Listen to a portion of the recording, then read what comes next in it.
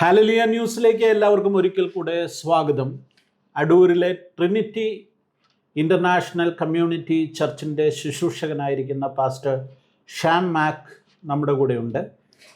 കഴിഞ്ഞ ഒരു എപ്പിസോഡിൽ അദ്ദേഹവുമായിട്ട് സംസാരിച്ചു. അദ്ദേഹം ഇസ്രായേൽ, അമേരിക്ക, ഇറാൻ യുദ്ധത്തെക്കുറിച്ച് മുൻപ് നടത്തിയ ഒരു പ്രവചനത്തെക്കുറിച്ച് വിശദമായി നമ്മൾ സംസാരിച്ചിരുന്നു. ആ വീഡിയോ ധാരാളം ആളുകൾ കണ്ടു. വ്യാപകമായ നിലയിൽ അത് ഷെയർ ചെയ്യപ്പെട്ടു. നിരവധി പ്രതികരണങ്ങൾ അതുമായി ബന്ധപ്പെട്ടുണ്ടായി. ഇപ്പോഴും അത് ആളുകൾ കണ്ടുകൊണ്ടിരിക്കുകയാണ്. ഒരിക്കൽ കൂടെ പാസ്റ്റർ ഷാം മാക്കുമായിട്ട് സംസാരിക്കുകയാണ്. പ്രവചനം എന്നുള്ളതിനപ്പുറത്തേക്ക് അദ്ദേഹത്തിൻ്റെ വ്യക്തിപരമായ ജീവിതത്തിലുണ്ടായ ചില ഡിവൈൻ എൻകൗണ്ടറുകളെക്കുറിച്ച്, ദൈവിക ഇടപെടലുകളെക്കുറിച്ച് നമുക്ക് കേൾക്കാം. വെൽക്കം. പക്ഷേ കഴിഞ്ഞ വീഡിയോ ധാരാളം ആളുകൾ കണ്ടു. എങ്ങനെ ഉണ്ടായിരുന്നു പ്രതികരണം? ഒത്തിരി നെഗറ്റീവ് കമന്റ്സും ഉണ്ട്, പോസിറ്റീവ് കമന്റ്സും ഉണ്ട്. നെഗറ്റീവ് സ്വാഭാവികമാണ്. കാരണം നമ്മളുടെ പ്രത്യേകിച്ച് ഇതുപോലെ ഒരു സെൻസിറ്റീവ് ആയിട്ടുള്ള ഒരു വിഷയം, ആ വിഷയത്തെക്കുറിച്ച് ഉള്ള ഒരു സംഭാഷണം അല്ലെങ്കിൽ ആ പ്രവചനം എന്നുള്ള വിഷയം തന്നെ ഡിഫറെൻ്റ് ഓഫ് ഒപ്പീനിയൻ ആളുകൾക്കുണ്ടാവും. അതുകൊണ്ട് തന്നെ സ്വാഭാവികമായിട്ട് അനുകൂലിക്കുന്നവരും പ്രതികൂലിക്കുന്നവരും ഉണ്ടായിരിക്കും.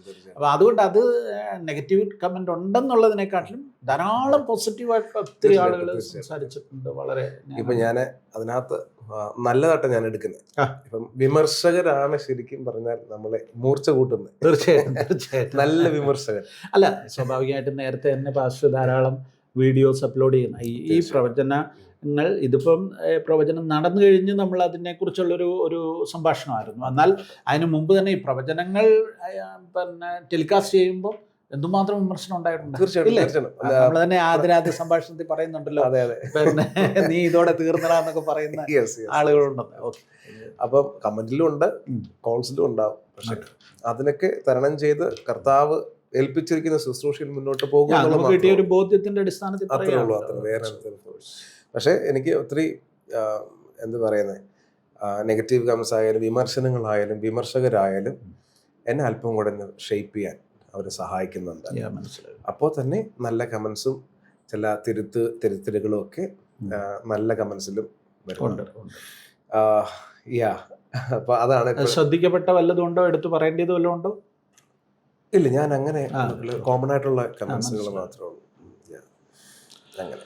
ഓക്കെ, എനിവേ, ഇറാൻ അമേരിക്ക യുദ്ധം അല്ലെങ്കിൽ ഇറാൻ ഇസ്രായേൽ യുദ്ധം, അത് ഇപ്പോൾ ഒരാൾ ആഗ്രഹിച്ചാൽ പോലും നിർത്താൻ പറ്റാത്ത സിറ്റുവേഷനിലൂടെ പോകും. തീർച്ചയായിട്ടും.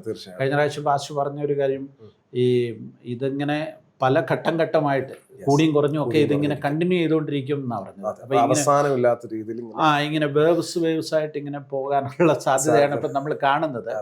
തന്നെയല്ല, നമ്മൾ എല്ലാവരും നമ്മളെല്ലാം പ്രതീക്ഷിച്ചതിനെക്കാട്ടിലും കൂടുതൽ ഇറാൻ അത് റെസിസ്റ്റ് ചെയ്ത് നിൽക്കുന്നുമുണ്ട്. കുറച്ച് അവർ കൗണ്ടർ അറ്റാക്കുകളൊക്കെ നടത്തുന്നുണ്ട്. അപ്പോൾ അതിങ്ങനെ മുന്നോട്ട് പോവുകയാണ്. അപ്പോൾ എന്ത് സംഭവിക്കും എന്നുള്ളത് ലോകം മുഴുവൻ വലിയ ആശങ്കയിലും പ്രതിസന്ധിയിലും ഒക്കെയാണ്. പ്രത്യേകിച്ച് നമ്മുടെ രാജ്യം വലിയ പ്രതിസന്ധിയിലൂടെ പോകുന്നു. സ്വാഭാവികമായിട്ടും കഴിഞ്ഞ ഒരു 4ാമത്തെ ആഴ്ചയിലേക്കായിരിക്കുകയാണ്. അപ്പോൾ ഈ 4 ആഴ്ച അല്ലെങ്കിൽ ഒരു മാസത്തിലേക്ക് അടുക്കുമ്പോൾ ഈ യുദ്ധത്തോടനുബന്ധിച്ച് വീണ്ടും ദൈവസന്നിധിയിലിരിക്കുകയോ അങ്ങനെ ഇതിനെക്കുറിച്ച് ചിന്തിക്കുകയോ അല്ലെങ്കിൽ ദൈവത്തിൽ നിന്ന് എന്തെങ്കിലും പ്രത്യേകമായ പ്രാർത്ഥനയിലാണ് ഓൾറെഡി. ഈ ദിവസങ്ങളിലൊക്കെ ഞാൻ രാത്രികളിൽ, ഞാൻ മാത്രമല്ല ഞങ്ങളുടെ ദൈവസഭയിലെ ചെറുപ്പക്കാരെ ഒന്ന് കൂട്ടി പ്രാർത്ഥിക്കുകയാണ്. നിരപരാധികൾ മരിച്ചു പോകാതിരിക്കാൻ, ദൈവമക്കൾക്കൊരു ദോഷം, ദൈവസഭകൾക്കൊരു ദോഷം സംഭവിക്കാതിരിക്കാൻ വേണ്ടി പ്രാർത്ഥിക്കുക. എന്നാൽ ഈ യുദ്ധത്തിന് ശമനം ഉണ്ടാകത്തില്ല. ഇതൊക്കെ യേശു കർത്താവിന്റെ 2ാം വരവിന്റെ സംഭവിക്കേണ്ടതായിട്ടുള്ള കാര്യങ്ങളാണ്. അപ്പോൾ അത് നടക്കുമ്പോൾ തന്നെ ദൈവജനം സുരക്ഷിതരായിരിക്കണം, ദൈവജനം സുരക്ഷിതരായിരിക്കണം. അതിനുവേണ്ടിയുള്ള പ്രാർത്ഥനകളാണ് ഇപ്പം നടന്നുകൊണ്ടിരിക്കുന്നത്. പക്ഷെ കർത്താവ് എന്താണ് ഇനി മുന്നോട്ടുള്ള കാര്യങ്ങളെക്കുറിച്ചുള്ള പ്രവചന ശബ്ദങ്ങൾ, അതിനെക്കുറിച്ച് ദൈവം ഇങ്ങനെ സംസാരിച്ചു കൊണ്ടിരിക്കുന്നതേ ഉള്ളൂ. അപ്പോൾ അതിൻ്റെ പൂർണ്ണതയിലേക്ക് വരുന്നു ഉടനെ തന്നെ. അടുത്തത് ഞാൻ ഈ ദിവസങ്ങളിൽ മറ്റൊരു ദൈവദാസനുമായിട്ട് ഈ ഇസ്രായേൽ ഇറാൻ യുദ്ധത്തെക്കുറിച്ച് ഇങ്ങനെ ഒരു സംഭാഷണം നടത്തിയായിരുന്നു. പാസ്റ്റർ റോയ് ബാംഗ്ലൂരിൽ നിന്നുള്ളവർ. അദ്ദേഹത്തിൻ്റെ ഒരുപക്ഷെ മേ ബി അദ്ദേഹത്തെ അറിയുമായിരിക്കും. അദ്ദേഹം ഇസ്രായേൽ സംബന്ധമായ വിഷയങ്ങളിൽ വളരെ നന്നായി പഠിക്കുകയും അതൊക്കെ ചെയ്തിട്ടുള്ള ആൾ. അപ്പോൾ അദ്ദേഹം പറഞ്ഞു വന്നപ്പോൾ എനിക്ക് സ്ട്രൈക്കിംഗ് ആയി തോന്നിയത് ഈ എസ്തേറിൻ്റെ പുസ്തകവും ഈ ഇറാൻ്റെ ചരിത്രവും ഇപ്പോഴത്തെ യുദ്ധങ്ങളും എല്ലാം ദൈവത്തിൻ്റെ പദ്ധതിയുടെ ഒരു ഭാഗമായിട്ട് അദ്ദേഹം വിശദീകരിക്കുന്നുണ്ട്. അപ്പം നമ്മൾ പറഞ്ഞ കാര്യങ്ങളും ഇതുമെല്ലാം ഏകദേശം ഒരേപോലെ വരുന്നത് പോലെ എനിക്ക് തോന്നുന്നു. ഓക്കെ, എനിവേ പാസ്റ്ററെ സംബന്ധിച്ചിടത്തോളം ഈ പ്രവചനങ്ങൾ ഇങ്ങനെ പറയുന്നു. നമ്മൾ അങ്ങനത്തെ കുറേ പ്രവചനങ്ങൾ പാസ്റ്റർ നടത്തിയിട്ടുള്ള കുറേ പ്രവചനങ്ങൾ നേരത്തെ കഴിഞ്ഞ എപ്പിസോഡിൽ തന്നെ നമ്മൾ സൂചിപ്പിച്ചിട്ടുണ്ട്. എന്നാൽ എങ്ങനെയാണ് പാസ്റ്റർ ഈ ഒരു ശുശ്രൂഷയിലേക്ക് എത്തിയത്? എന്താണ് അതിൻ്റെ പുറകിൽ? എങ്ങനെ ഈ ഒരു പ്രവാചകൻ എന്നുള്ള ആ ഒരു ഗിഫ്റ്റ് എങ്ങനെ കിട്ടി, അല്ലെങ്കിൽ അതിലേക്ക് എങ്ങനെ എത്തിച്ചേർന്നു? അതിനെക്കുറിച്ചും കൂടെ പറയാം. അതിനെക്കുറിച്ച് പറയുകയാണെങ്കിൽ ഞാൻ ഒരിക്കലും ഒരു സൂപ്പർ നാച്ചുറൽ അല്ലെങ്കിൽ ഇതുപോലുള്ള മിനിസ്ട്രിയിൽ ചെയ്യണമെന്ന് അല്ലെങ്കിൽ എൻ്റർ ചെയ്യണമെന്ന് ആഗ്രഹിച്ച ആളല്ല. ബേസിക്കലി ഞാനൊരു മ്യൂസീഷ്യനാണ്, മ്യൂസിക് ഡയറക്ടറാണ്. വർഷങ്ങളോളം അങ്ങനെ തന്നെയാണ്. എൻ്റെ ദീർഘവർഷങ്ങൾ ഞാൻ മ്യൂസിക് പരമായിട്ടുള്ള മിനിസ്ട്രിയാണ് ചെയ്തുകൊണ്ടിരുന്നത്. ഞാൻ നിന്ന് ദൈവസഭയിലായാലും. പക്ഷേ എല്ലാ പ്രവാചകന്മാരും വരുന്ന എല്ലാ പ്രവചിക്കാത്ത അഭിഷിക്തന്മാർ പോലും എന്നെ കാണുമ്പോൾ പ്രവചിക്കും. ഓക്കെ. അപ്പോൾ അവരെല്ലാവരും എൻ്റെ തലയിൽ കൈവച്ച് പറയുന്ന ഒറ്റ കാര്യമാണ്, ലോകത്തിൽ ആർക്കും തുറന്നു കൊടുക്കാത്ത അല്ലെങ്കിൽ ഇതുവരെയ്ക്കും ആരും ചെയ്തിട്ടില്ലാത്തൊരു ശുശ്രൂഷ നിന്നിൽ കൂടി ഞാൻ ചെയ്യാൻ പോവാണ്. അങ്ങനെ പറയുമ്പോൾ ഇതുവരെ ആരും ചെയ്തിട്ടില്ലാത്തൊരു ശുശ്രൂഷ എന്ന് പറയുമ്പോൾ ഒരു ഐഡിയ ഇല്ല. ഇപ്പോൾ ഞാൻ മ്യൂസീഷ്യൻ ആയതുകൊണ്ട് അല്ലെങ്കിൽ കീബോർഡ് പ്ലെയർ ആയതുകൊണ്ട് ഒന്നുകിൽ കീബോർഡ് വായിക്കുമ്പോൾ രോഗി സൗഖ്യമാകണം, അല്ലെങ്കിൽ സൂപ്പർ നാച്ചുറൽ കാര്യങ്ങൾ സംഭവിക്കണം. കീബോർഡ് വായിച്ചുകൊണ്ടിരിക്കുമ്പോൾ ഏഞ്ചൽസ് ഇങ്ങനെ ഇറങ്ങി നിൽക്കുന്ന ജനം കാണണം. ആരും ചെയ്തിട്ടില്ലാത്തൊരു മിനിസ്റ്റർ. ആ തലത്തിൽ ഞാൻ ചിന്തിക്കത്തുള്ളൂ എൻ്റെ കണ്ണിൽ. അല്ലെങ്കിൽ ഇപ്പോൾ അഭിഷിക്തന്മാർ ചെയ്തു വരുന്നത് പോലെ, ഇപ്പോൾ ബെന്നിഹിനും റെയ്നാർഡ് ബോങ്കയൊക്കെ ചെയ്തു വരുന്ന പോലെ ഇങ്ങനെ അനേകായിരം ലക്ഷക്കണക്കിന് ദൈവജനങ്ങളെ സ്നാനപ്പെടുത്തുകയും കർത്താവിലേക്ക് കൊണ്ടുവരികയും ഹീലിംഗ് മിനിസ്ട്രി, മരിച്ചത് ഉയർപ്പിക്കുക, ഇതെല്ലാം ബൈബിളിൽ എഴുതിയിരിക്കുന്നതൊക്കെ നോക്കുകയാണെങ്കിൽ ഇമാജിൻ ചെയ്യാം.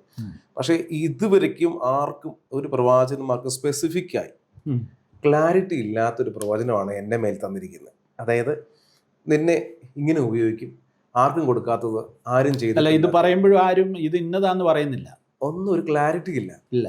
അപ്പൊ ഞാൻ അത് അവിടെ ഒന്നും നിന്നേ. അതായത് ഈ സാധാരണ ഈ പ്രവാചകന്മാരുടെ ഒരു ശൈലി അതാണല്ലോ. അതായത് ഒരു കൃത്യമായിട്ട് പറയത്തില്ലല്ലോ. അതെ. അല്ല, ഞാൻ വിമർശിക്കുകയല്ല, ഞാൻ മനസ്സിലായി. നിങ്ങൾ പ്രവചിക്കുമ്പോൾ, അല്ലെങ്കിൽ സാധാരണഗതിയിൽ ഈ പ്രവാചകന്മാർ പ്രവചിക്കുമ്പോൾ ഇപ്പം എന്നോട് പ്രവചിക്കാന്ന് വിചാരിച്ചോ, സാംകുട്ടി ചാക്കോയുടെ ലൈഫിൽ ഇന്ന ദിവസം ഇന്ന തീയതിയിൽ ഇന്നത് സംഭവിക്കും എന്ന് പറഞ്ഞാൽ അതിന് രസമുണ്ട്. പക്ഷെ ഇത് ഒരിക്കലും ആരും അങ്ങനെ പറയാറില്ല. എന്നോടൊരു പ്രവാചകൻ പ്രവചിച്ച ഒരു കാര്യമുണ്ട്. എന്നോട് ഒരു പ്രവാചകനല്ല, പല പ്രവാചകന്മാർ, ഒന്നിലധികം പ്രവാചകന്മാർ എൻ്റെ മരണം പ്രവചിച്ചിട്ടുണ്ട്. അയ്യോ, ഓക്കെ. പക്ഷെ അതിപ്പോൾ പറയാനായിട്ട് പറ്റത്തില്ല, വേറെ എപ്പിസോഡിൽ അത് കംപ്ലീറ്റ്ലി പറയാം. ശരിക്കും പറയാം, പിന്നെ ഇന്നേക്ക് 10 ദിവസത്തിനകം മരിച്ചു പോകുമെന്ന് എന്നോട് പ്രവചിച്ചിട്ടുണ്ട്. ആ പ്രവചിച്ച ആള് മരിച്ചുപോയി. അയ്യോ.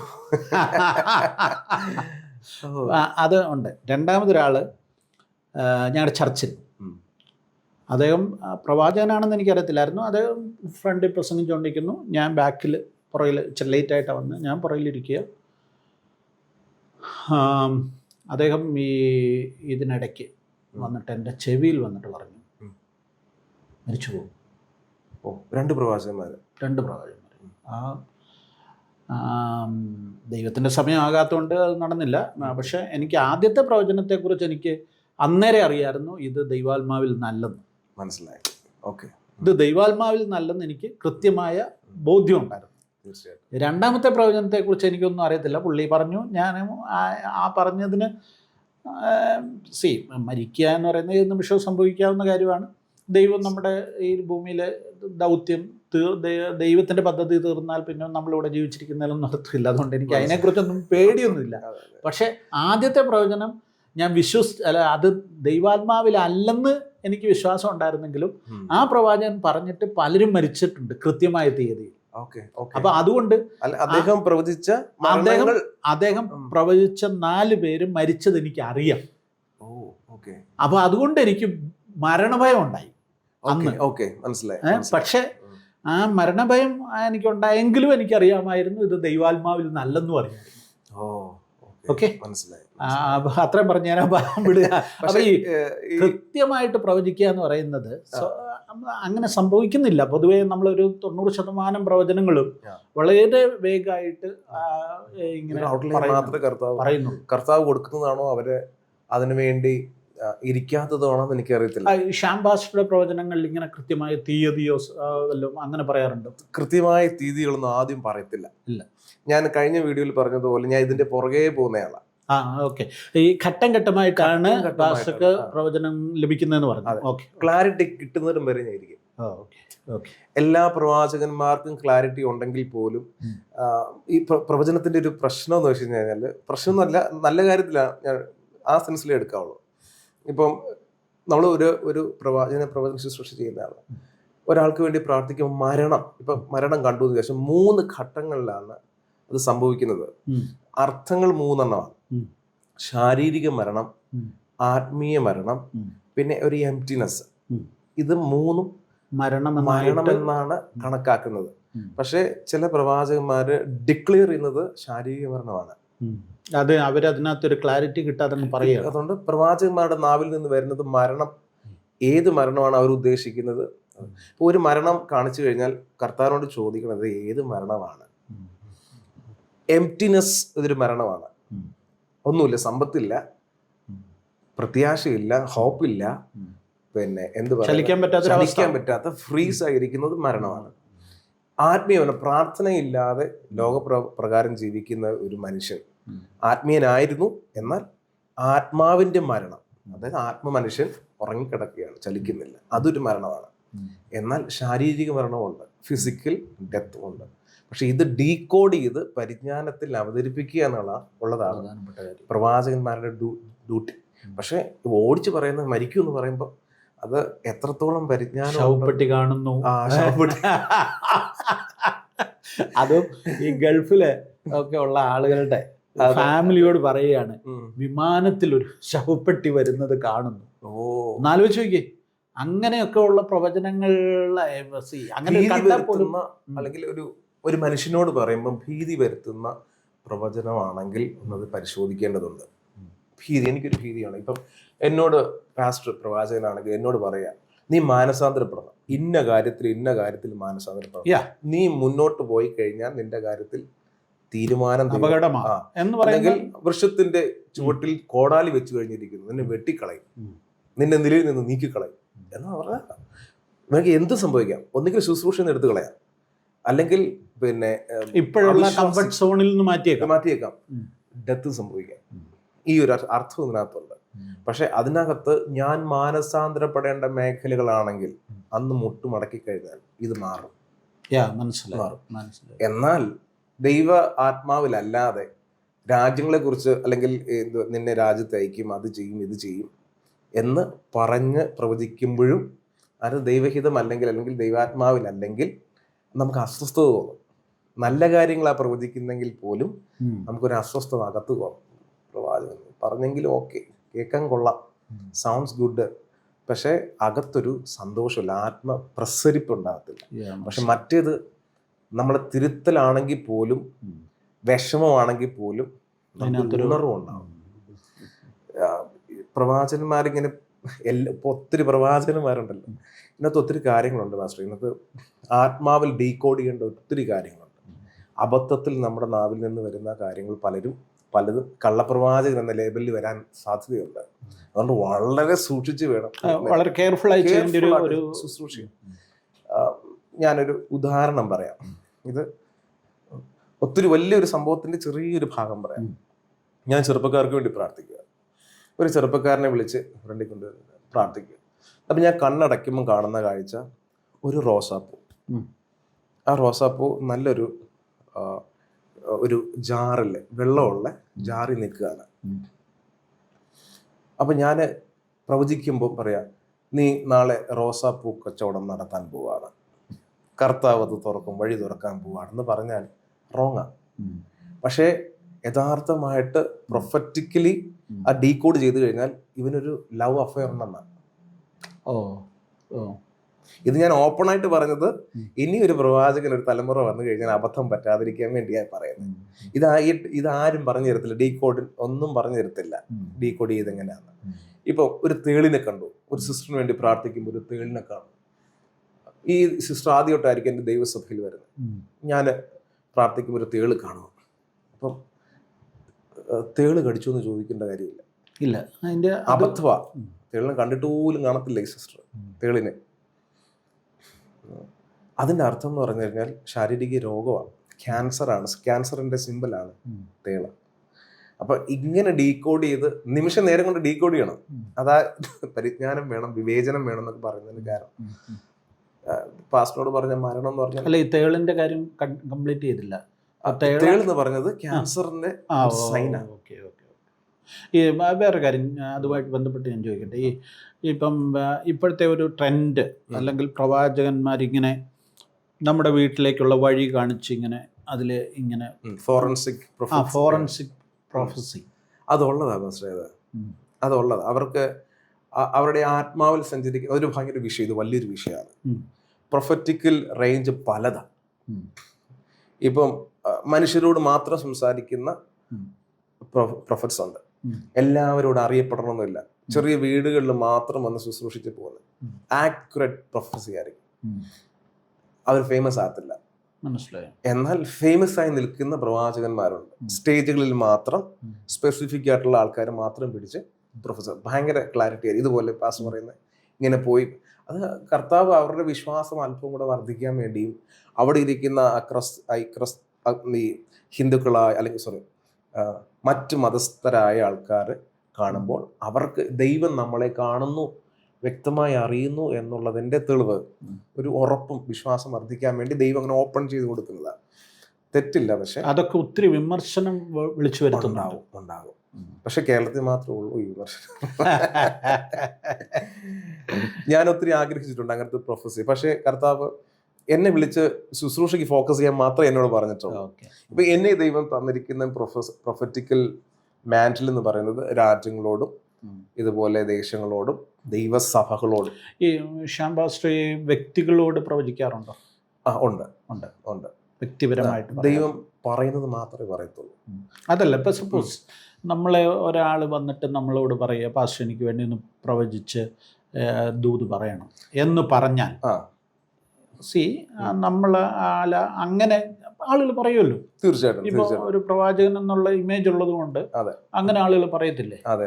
അങ്ങനെ പറയുമ്പോൾ എങ്ങനെയാ ചെയ്യുന്നത്? ഞാൻ അവരുടെ ഇഷ്ടത്തിൽ ഞാൻ നിൽക്കത്തില്ല. അല്ല, പ്രാർത്ഥിക്കുമല്ലോ.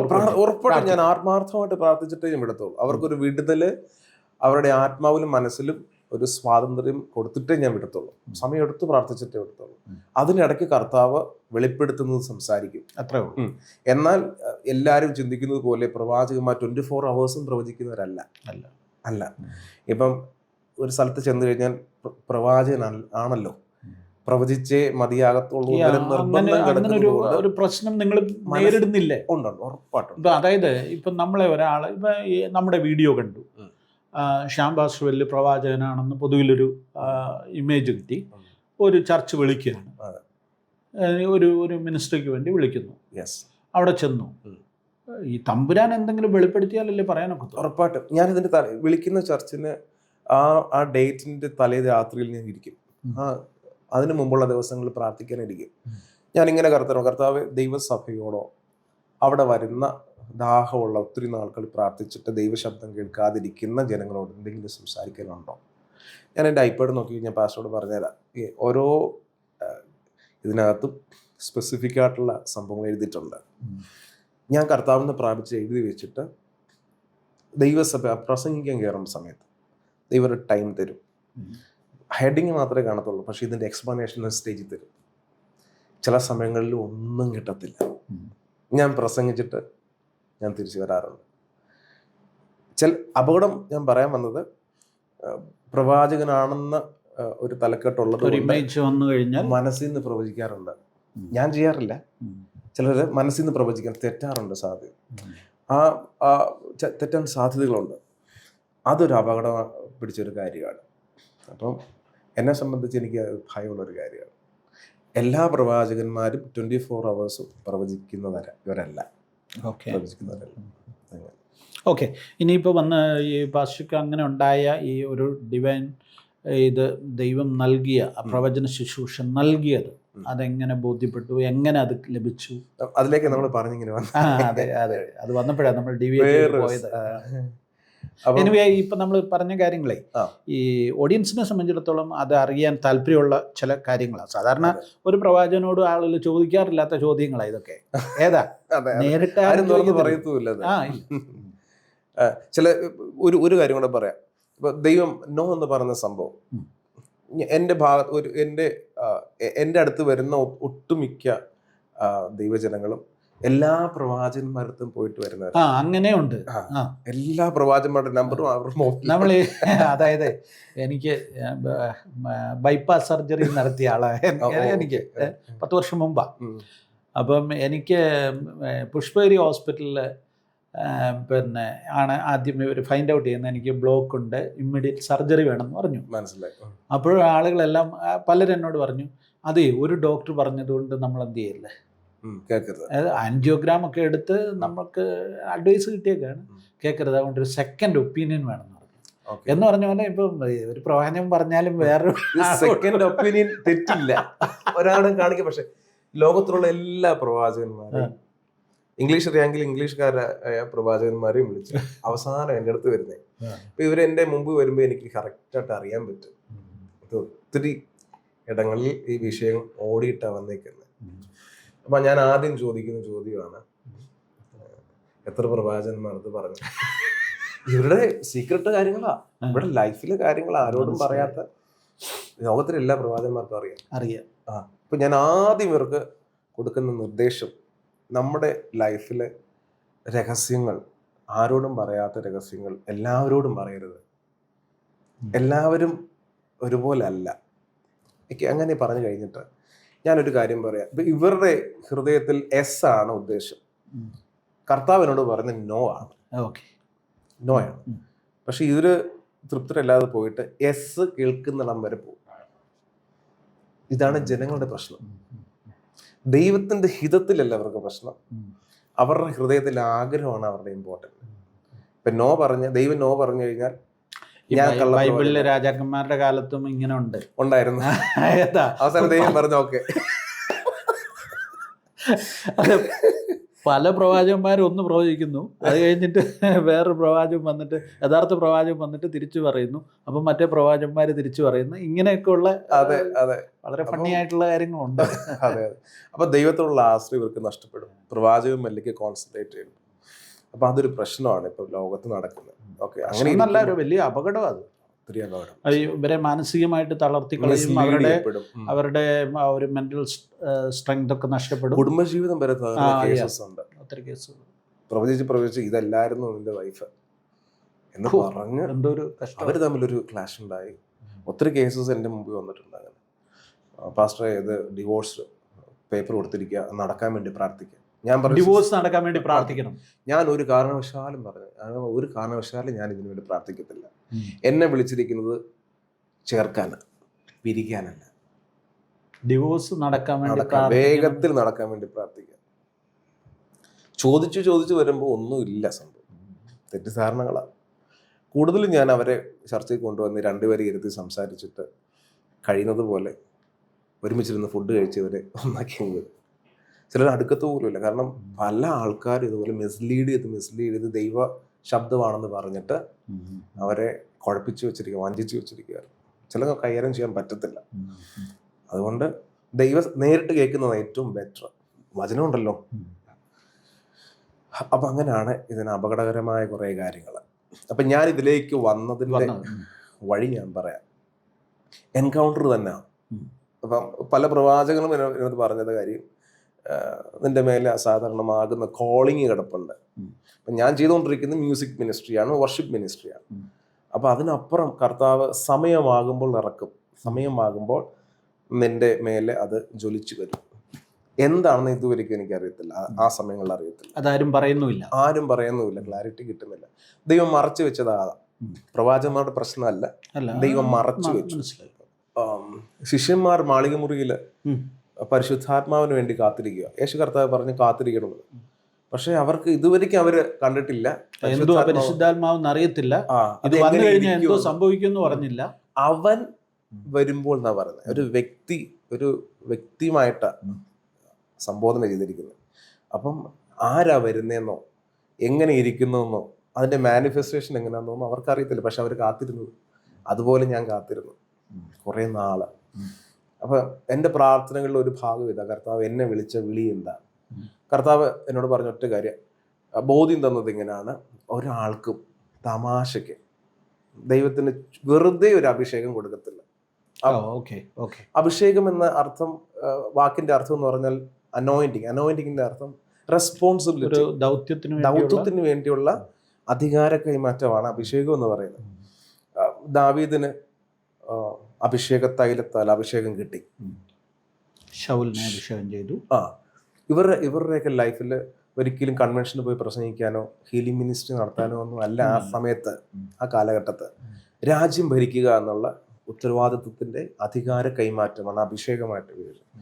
അപ്പൊ എനിക്ക് മനസ്സിലായി, എൻ്റെ മേൽ അഭിഷേകമുണ്ട്, ഞാൻ ഈ ഭാഷയിൽ ആരാധിക്കുന്നു, ഒറ്റയ്ക്കിരിക്കുമ്പോൾ തീ കത്തുന്നു, ആത്മാവിന്റെ പ്രസരിപ്പുണ്ട്, എല്ലാം ഉണ്ട്. പക്ഷെ എനിക്ക് മനസ്സിലായി ഇത് വെറുതെ എൻ്റെ മേലിട്ടിരിക്കുന്ന ഒരു അഭിഷേകമല്ല, എന്തോ ഒരു, ഞാൻ ഈ കേൾക്കുന്നത് പോലെ ആ ടൈമിന് വേണ്ടി വെയിറ്റ് ചെയ്യുക എന്നുള്ളത് മാത്രമേ ഉള്ളൂ. അപ്പം അതിനുവേണ്ടി ഞാൻ ഇരുന്നേ.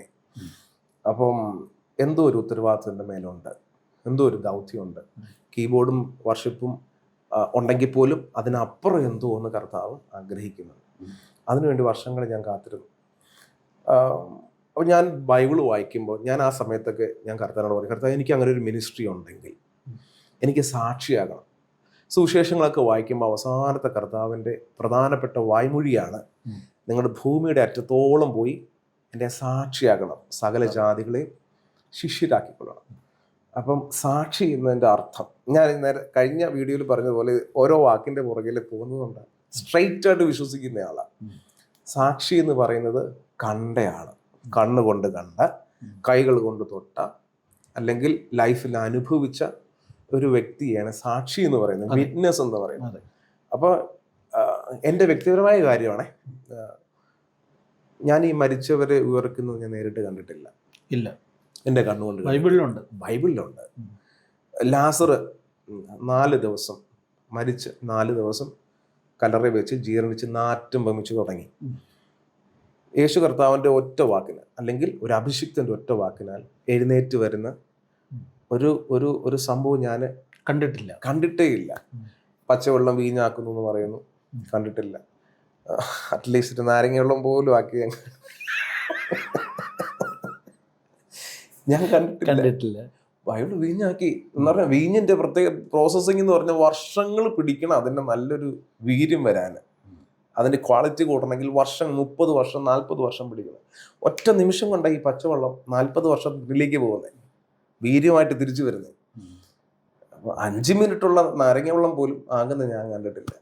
അപ്പൊ ഇത്തരം ഈ പറയുന്ന പോലെയുള്ള ഒരു മാനിഫെസ്റ്റേഷനും വണ്ടേഴ്സും അത്ഭുതങ്ങളും അടയാളങ്ങളും ഒന്നും ബൈബിളിൽ വായിച്ച് ആത്മാവിൽ കത്തുന്നതല്ലാതെ എൻ്റെ ലൈഫിൽ ഞാൻ ജീവനോടിരിക്കുമ്പോൾ ഞാൻ കണ്ടിട്ടില്ല. അപ്പൊ എൻ്റെ നിർബന്ധം, എനിക്കിത് കാണണം, ഇത് അനുഭവിക്കണം. അറ്റ്ലീസ്റ്റ് ഇതൊക്കെ സംഭവിക്കാം, പക്ഷെ ഞാൻ ഒറ്റയ്ക്ക് ഇരിക്കുമ്പോൾ സാധ്യമായത് 2 കാര്യങ്ങളാണ്. ഒന്നുകിൽ ഏഞ്ചൽസിനെ കാണണം, അല്ലെങ്കിൽ ആത്മമണ്ഡലം തുറക്കണം. ആത്മവിവശതയിൽ പോയി കാര്യങ്ങൾ ഒത്തിരി, ആത്മവിവശതയിൽ പോയ ഒത്തിരി സംഭവങ്ങൾ നമ്മൾ കേട്ടിട്ടുണ്ട്. അപ്പം അങ്ങനെ ഒരു തലത്തിൽ ദൈവം എന്നെ കൊണ്ടുപോകണം. അങ്ങനെ ഒരു പ്രാർത്ഥനകളായിരുന്നു കൂടുതലും, നിർബന്ധമായിരുന്നു എനിക്ക്. അതെ, കർത്താവ് എന്നെ ഉപയോഗിക്കുമെന്നറിയാം, പക്ഷെ ഉപയോഗിക്കുമ്പം കറതീർന്നൊരു ശുശ്രൂഷകനാകണം. റെഫർ ചെയ്ത് ഗൂഗിളിൽ നോക്കി പഠിച്ച് ചിന്തിച്ച് എടുത്ത് പ്രസംഗിക്കുന്നതിനേക്കാൾ അപ്പുറം. ഇപ്പം ഞാൻ ഇസ്രായേലിൽ പോകുന്നു പറഞ്ഞു, കഴിഞ്ഞ ഇസ്രായേലിൽ 2 പ്രാവശ്യം പോയിട്ടുണ്ട്. ഞാൻ അതിലേക്ക് വരികയാണ്.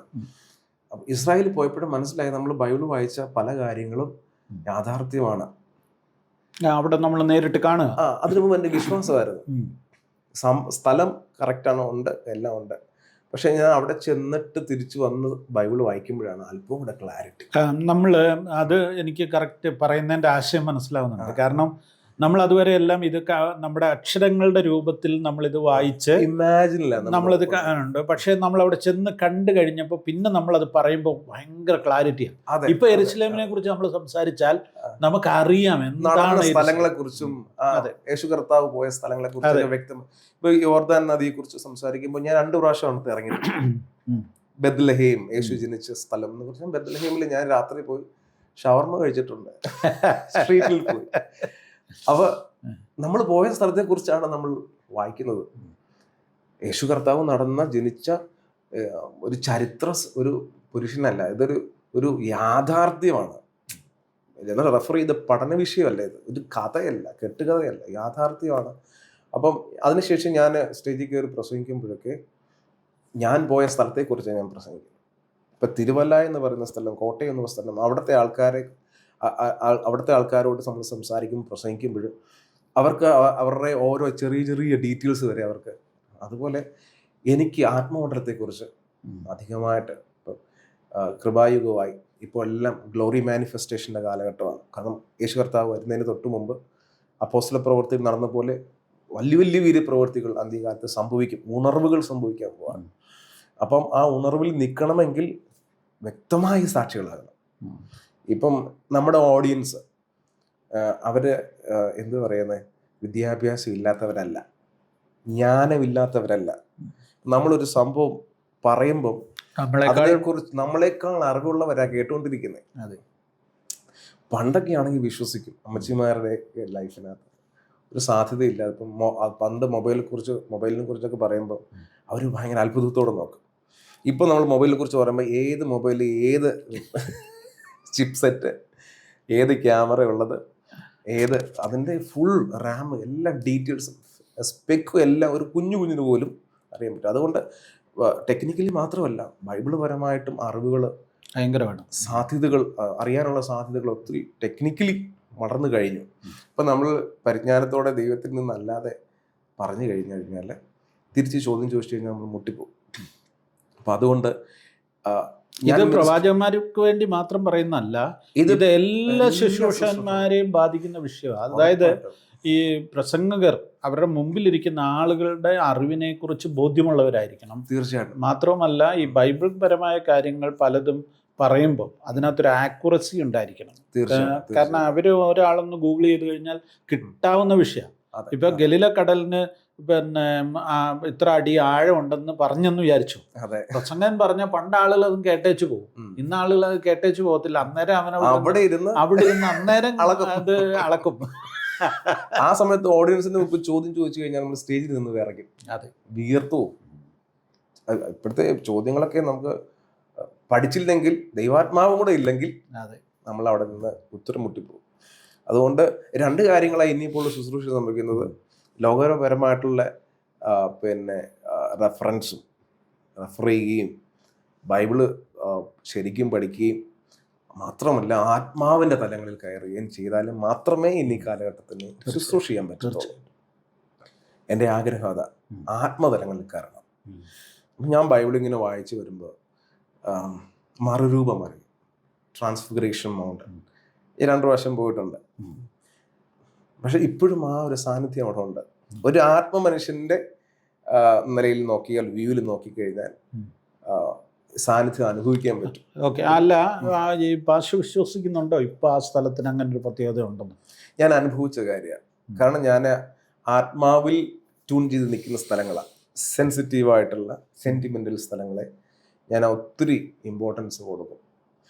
അപ്പം യേശു കർത്താവിൻ്റെ കല്ലറയിൽ 2 പ്രാവശ്യം കയറിയിരുന്നപ്പോൾ ഞാൻ സെന്റിമെന്റലായി എന്ന് പറഞ്ഞാൽ ഞാൻ ഒത്തിരി സന്തോഷിക്കുകയും ചെയ്തു. ഞാൻ പ്രസംഗിക്കുന്ന എനിക്ക് വേണ്ടി മരിച്ച യേശു കിടന്ന സ്ഥലമാണല്ലോ. അപ്പം ഞാൻ ഒറ്റയ്ക്ക് അതിനകത്ത് കയറിയിരിക്കുമ്പോൾ എനിക്ക് ഇങ്ങനത്തെ സ്പിരിച്വലി ഒരു സ്പെഷ്യൽ ഫീലിംഗ് ഉണ്ടാകും. പക്ഷെ ഞാൻ പറഞ്ഞത്, ഞാൻ ചോദിക്കുന്നത് കൃത്യമായിട്ട് ചോദിക്കുക, അങ്ങനെ ഒരു പ്രസൻസ് ഓഫ് ഗോഡ് അവിടെ ഉണ്ട് എന്ന് ഞാൻ അനുഭവിച്ചിട്ടുണ്ട്. എൻ്റെ വ്യക്തിപരമായ ലൈഫിനകത്ത് ഞാൻ അനുഭവിച്ചിട്ടുള്ള കാര്യമാണ്.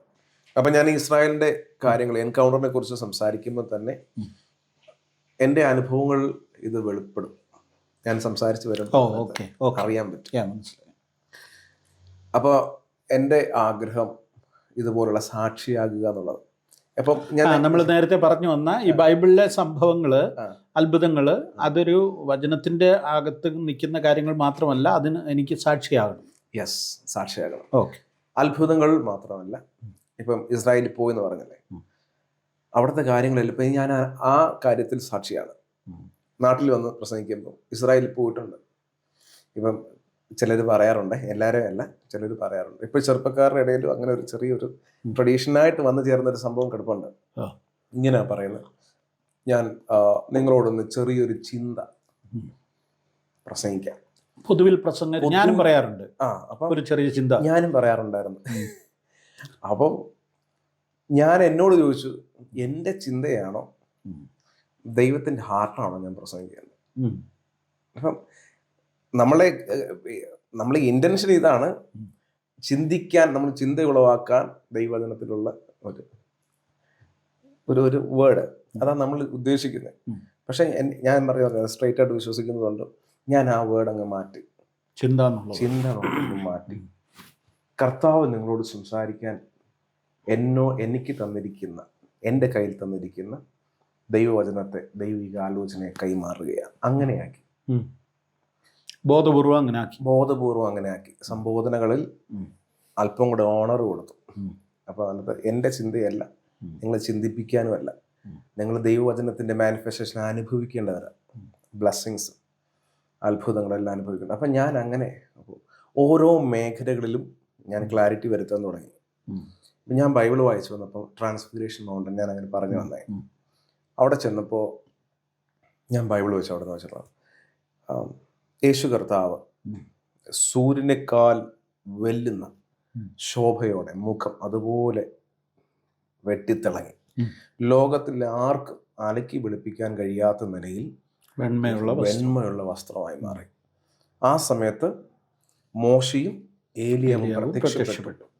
നിര്യാണ കാലത്തെക്കുറിച്ചുള്ള സംഭവങ്ങളെക്കുറിച്ച് സംസാരിക്കാൻ തുടങ്ങി. ഈ സമയത്ത് ഈ മറുരൂപ മലയിൽ എല്ലാവരെയും കൊണ്ടുപോയില്ല, പത്രോസിനെയും യോഹന്നാനെയും യാക്കോബിനെയും മാത്രമേ കൊണ്ടുപോയുള്ളൂ. ഈ മല കയറുമ്പോൾ പാസ്റ്റർ പോയിട്ടുള്ള മലയല്ലേ, അപ്പോൾ ക്ഷീണിച്ചു പോവും ആ മല കയറിയിട്ട് അവർ ക്ഷീണിച്ച് ഉറങ്ങിപ്പോയെന്ന്. പത്രോസ് ഉറക്കം ഉണർന്ന് നോക്കുമ്പോൾ ഇങ്ങനൊരു സംഭവം കാണുകയാണ്. ഈ ഒരു ഫ്രെയിമിനകത്ത് ഈ സംഭവം കാണുക, യേശു കർത്താവ് രൂപാന്തരപ്പെട്ടിട്ട് ക്രൈസ്റ്റ് എന്ന നിലയിൽ നിൽക്കുകയാണ്. അത്ര രൂപാന്തരപ്പെട്ട് ഗ്ലോറിയസ് ആയിട്ട് ക്രൈസ്റ്റ് വെളിപ്പെട്ട് നിൽക്കുക. അപ്പൊ സ്വർഗത്തിൽ നിന്ന് ഇറങ്ങിയ അല്ലെങ്കിൽ ദൈവം അയച്ച 2 സെയിൻസ് നിൽക്കുക, അഭിഷിക്തന്മാർ നിൽക്കുകയാണ്. അപ്പം സാധാരണക്കാരനായ, മുക്കുവനായ, ദേഷ്യപ്പെടുന്ന, എടുത്തു ചാടുന്ന നമ്മളെപ്പോലുള്ള സാധാരണക്കാരനായ പത്രോസിന് ഇത് കണ്ണുകൊണ്ട് കാണാമെങ്കിൽ, യോഹന്നാന് കാണാമെങ്കിൽ, യാക്കോബിന് കാണാമെങ്കിൽ, എന്തുകൊണ്ട് എനിക്ക് കാണാൻ കഴിയില്ല? എന്തുകൊണ്ട് എനിക്ക് കാണാൻ കഴിഞ്ഞൂടാ? അതിനകത്തൊരു യുക്തിയുണ്ട്. അപ്പം പത്രോസ് പല സമയങ്ങളിലും, പത്രോസ് ഏറ്റവും കൂടുതൽ സ്നേഹിച്ചത് യേശു കർത്താവിനെ ഏറ്റവും കൂടുതൽ സ്നേഹിച്ച പത്രോസാണ്. പക്ഷെ യേശു കർത്താവിന് സ്നേഹം കൂടുതൽ യോഹന്നാനോട്. അപ്പോൾ യേശു കർത്താവിൻ്റെ ഓരോ ചലനങ്ങളും വീക്ഷിച്ച് നടക്കുന്ന ഒരു മനുഷ്യൻ എന്ന നിലയിൽ പത്രോസ് ഇത് കാണുകയാണ്, അത്ഭുതങ്ങൾ കാണുകയാണ്, അടയാളങ്ങൾ കാണുകയാണ്. അപ്പം ഗ്ലോറി മാനിഫെസ്റ്റേഷൻ കാണുക. അപ്പം ഞാൻ ചിന്തിക്കുക, പത്രോസിൻ്റെ അത്ര ഇല്ലെങ്കിൽ പോലും ഞാൻ സാധാരണക്കാരനാണ്, എനിക്ക് കാണണം, നിർബന്ധം പിടിക്കും. പഴയ നിയമ കാലഘട്ടത്തിൽ നോക്കുമ്പോൾ ദാനിയേൽ ഹിദ്ദേക്കൽ നദീ തീരത്ത് വലിയ ശബ്ദം കിട്ടി തിരിഞ്ഞു നോക്കിയപ്പോൾ യോഹന്നാൻ പത്മോസ് ദ്വീപിൽ കണ്ട അതേ കാഴ്ച ദാനിയേൽ അവിടെ കാണാം, ക്രിസ്തുവിനെ കാണാം. ബൈബിൾ ഉടനീളം manifestations, encounters, visitation, angels visitation, മോശയ്ക്ക് ഇതുപോലെ ഹോറബിൽ ഇങ്ങനെ പ്രത്യക്ഷപ്പെടുന്നു. അപ്പം എനിക്ക് മനസ്സിലായി, മോശ എന്ന് പറഞ്ഞാൽ ഏറ്റവും ദേഷ്യക്കാരനായ ശുഭ്രഗോപിയ, ഷോർട്ട് ടെമ്പേർഡ്. അദ്ദേഹത്തിന് വരെ ഇത് വെളിപ്പെട്ട് വന്നു. അപ്പം എനിക്ക് തീർച്ചയായിട്ടും വെളിപ്പെട്ട് കിട്ടും. കാരണം ഞാൻ വചനത്തിൽ വിശ്വസിക്കുന്നു, ദൈവത്തിലും വിശ്വസിക്കുന്നു. എൻ്റെ പ്രാർത്ഥനയും ആഗ്രഹവും ഇതാണ്. മറ്റൊരാഗ്രഹം എനിക്കില്ല. കർത്താവ് പ്രത്യക്ഷപ്പെടണമെന്നാണോ അതോ ദൂതൻ പ്രത്യക്ഷപ്പെടണമെന്നാണോ? ആത്മമണ്ഡലത്തിൽ ദൈവം തുറക്കുന്ന എന്തും എനിക്ക് കാണണം. ചിലപ്പം ദൂതനായിരിക്കാം, ചിലപ്പം പിന്നെ എന്ത് പറയുന്നത്, ദൈവത്തിൻ്റെ ഗ്ലോറി ആയിരിക്കാം, ചിലപ്പോൾ ദൈവമായിരിക്കാം. പക്ഷെ എനിക്ക് ദൈവത്തെ നേരിട്ട് കാണാൻ എനിക്ക് അല്പം, ഞാൻ അതിനെക്കുറിച്ച് ചിന്തിച്ചിട്ടില്ല. എനിക്ക് വലിയ അതിമോഹമൊന്നും അതിനകത്തില്ല. പിതാവാം ദൈവം, സൈന്യങ്ങളുടെ ദൈവമായ യഹോവയെ എനിക്ക് കണ്ടാലേ പറ്റുള്ളൂ എന്നൊരു നിർബന്ധം എനിക്കില്ല. പക്ഷെ ആത്മമണ്ഡലം ഒന്നുണ്ടല്ലോ, അതെ, നമുക്ക് കാണാൻ ആക്സസ് ആകപ്പെട്ടെന്ന് കുറെ കാര്യങ്ങൾ ആക്സസ് ചെയ്യപ്പെടാൻ സാധ്യതയുള്ള ഒത്തിരി കാര്യങ്ങളുണ്ട്. അത് കാണാമല്ലോ. ഞാൻ നേരത്തെ പറഞ്ഞത് അത്ഭുതങ്ങളും അടയാളങ്ങളും വീര്യപ്രവൃത്തികളും അപ്പുറം ഞാൻ ഒറ്റയ്ക്ക് പ്രാർത്ഥിക്കാനിരിക്കുമ്പോൾ എൻ്റെ മുറിക്കകത്ത് പ്രത്യക്ഷപ്പെടുന്ന പലതും ഉണ്ടല്ലോ. അപ്പം എനിക്ക് അത് ഞാൻ ഫോക്കസ് ചെയ്തേ. അപ്പം ഞാൻ ഈ ബൈബിള് വായിക്കുമ്പോൾ ആ ഭാഗം തന്നെ നിൽക്കുകയാണ്. യേശു കർത്താവ് മറുരൂപ മലയിൽ രൂപാന്തരപ്പെട്ടു, മോശയും ഏലിയാവും ഇറങ്ങി നിന്നു. അതിനുശേഷം പത്രോസ് പറയുകയാണ് 3 കുടിലുകൾ ഉണ്ടാക്കാൻ. സ്വഭാവം മാറുകയാണ്, പത്രോസിന്റെ ടോട്ടൽ രൂപാന്തരം ഉണ്ടാകുകയാണ്.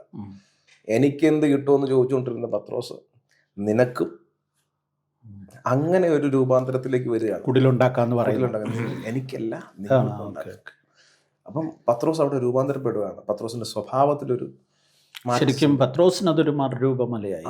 പത്രോസിന്റെ ലൈഫ് തിരിച്ച് ഒരു സ്ഥലം. അപ്പോൾ അത് കഴിഞ്ഞ് ഇത് പറഞ്ഞുകൊണ്ടിരിക്കുമ്പോൾ മേഘം ഇറങ്ങി പറയും, ഇവൻ എൻ്റെ പ്രിയപുത്രൻ, ഇവൻ ചെവി കൊടുക്കുക. ഇത് കഴിഞ്ഞ് മേഘം പോയി. യേശുവിനെ അല്ലാതെ മറ്റാരെയും അവിടെ കണ്ടില്ല. യേശു അടുത്ത് പറഞ്ഞു, മിണ്ടരുത്, ഒരു കുഞ്ഞിനോടും ഇത് പറയരുത്.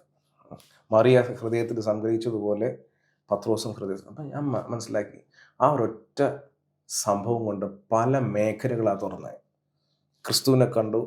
പത്രോസിന് ക്രിസ്തുവിന് വെളിപ്പാട് കിട്ടിയത് അവിടെ വെച്ചാൽ. മോശയെ കണ്ടു. മോശയെ എങ്ങനെയാണ് ഐഡന്റിഫൈ ചെയ്തതെന്ന് എനിക്കറിയത്തില്ല. എലിയാവിനെ കണ്ടു. പത്രോസിന്റെ സ്വഭാവം മാറുകയാണ്.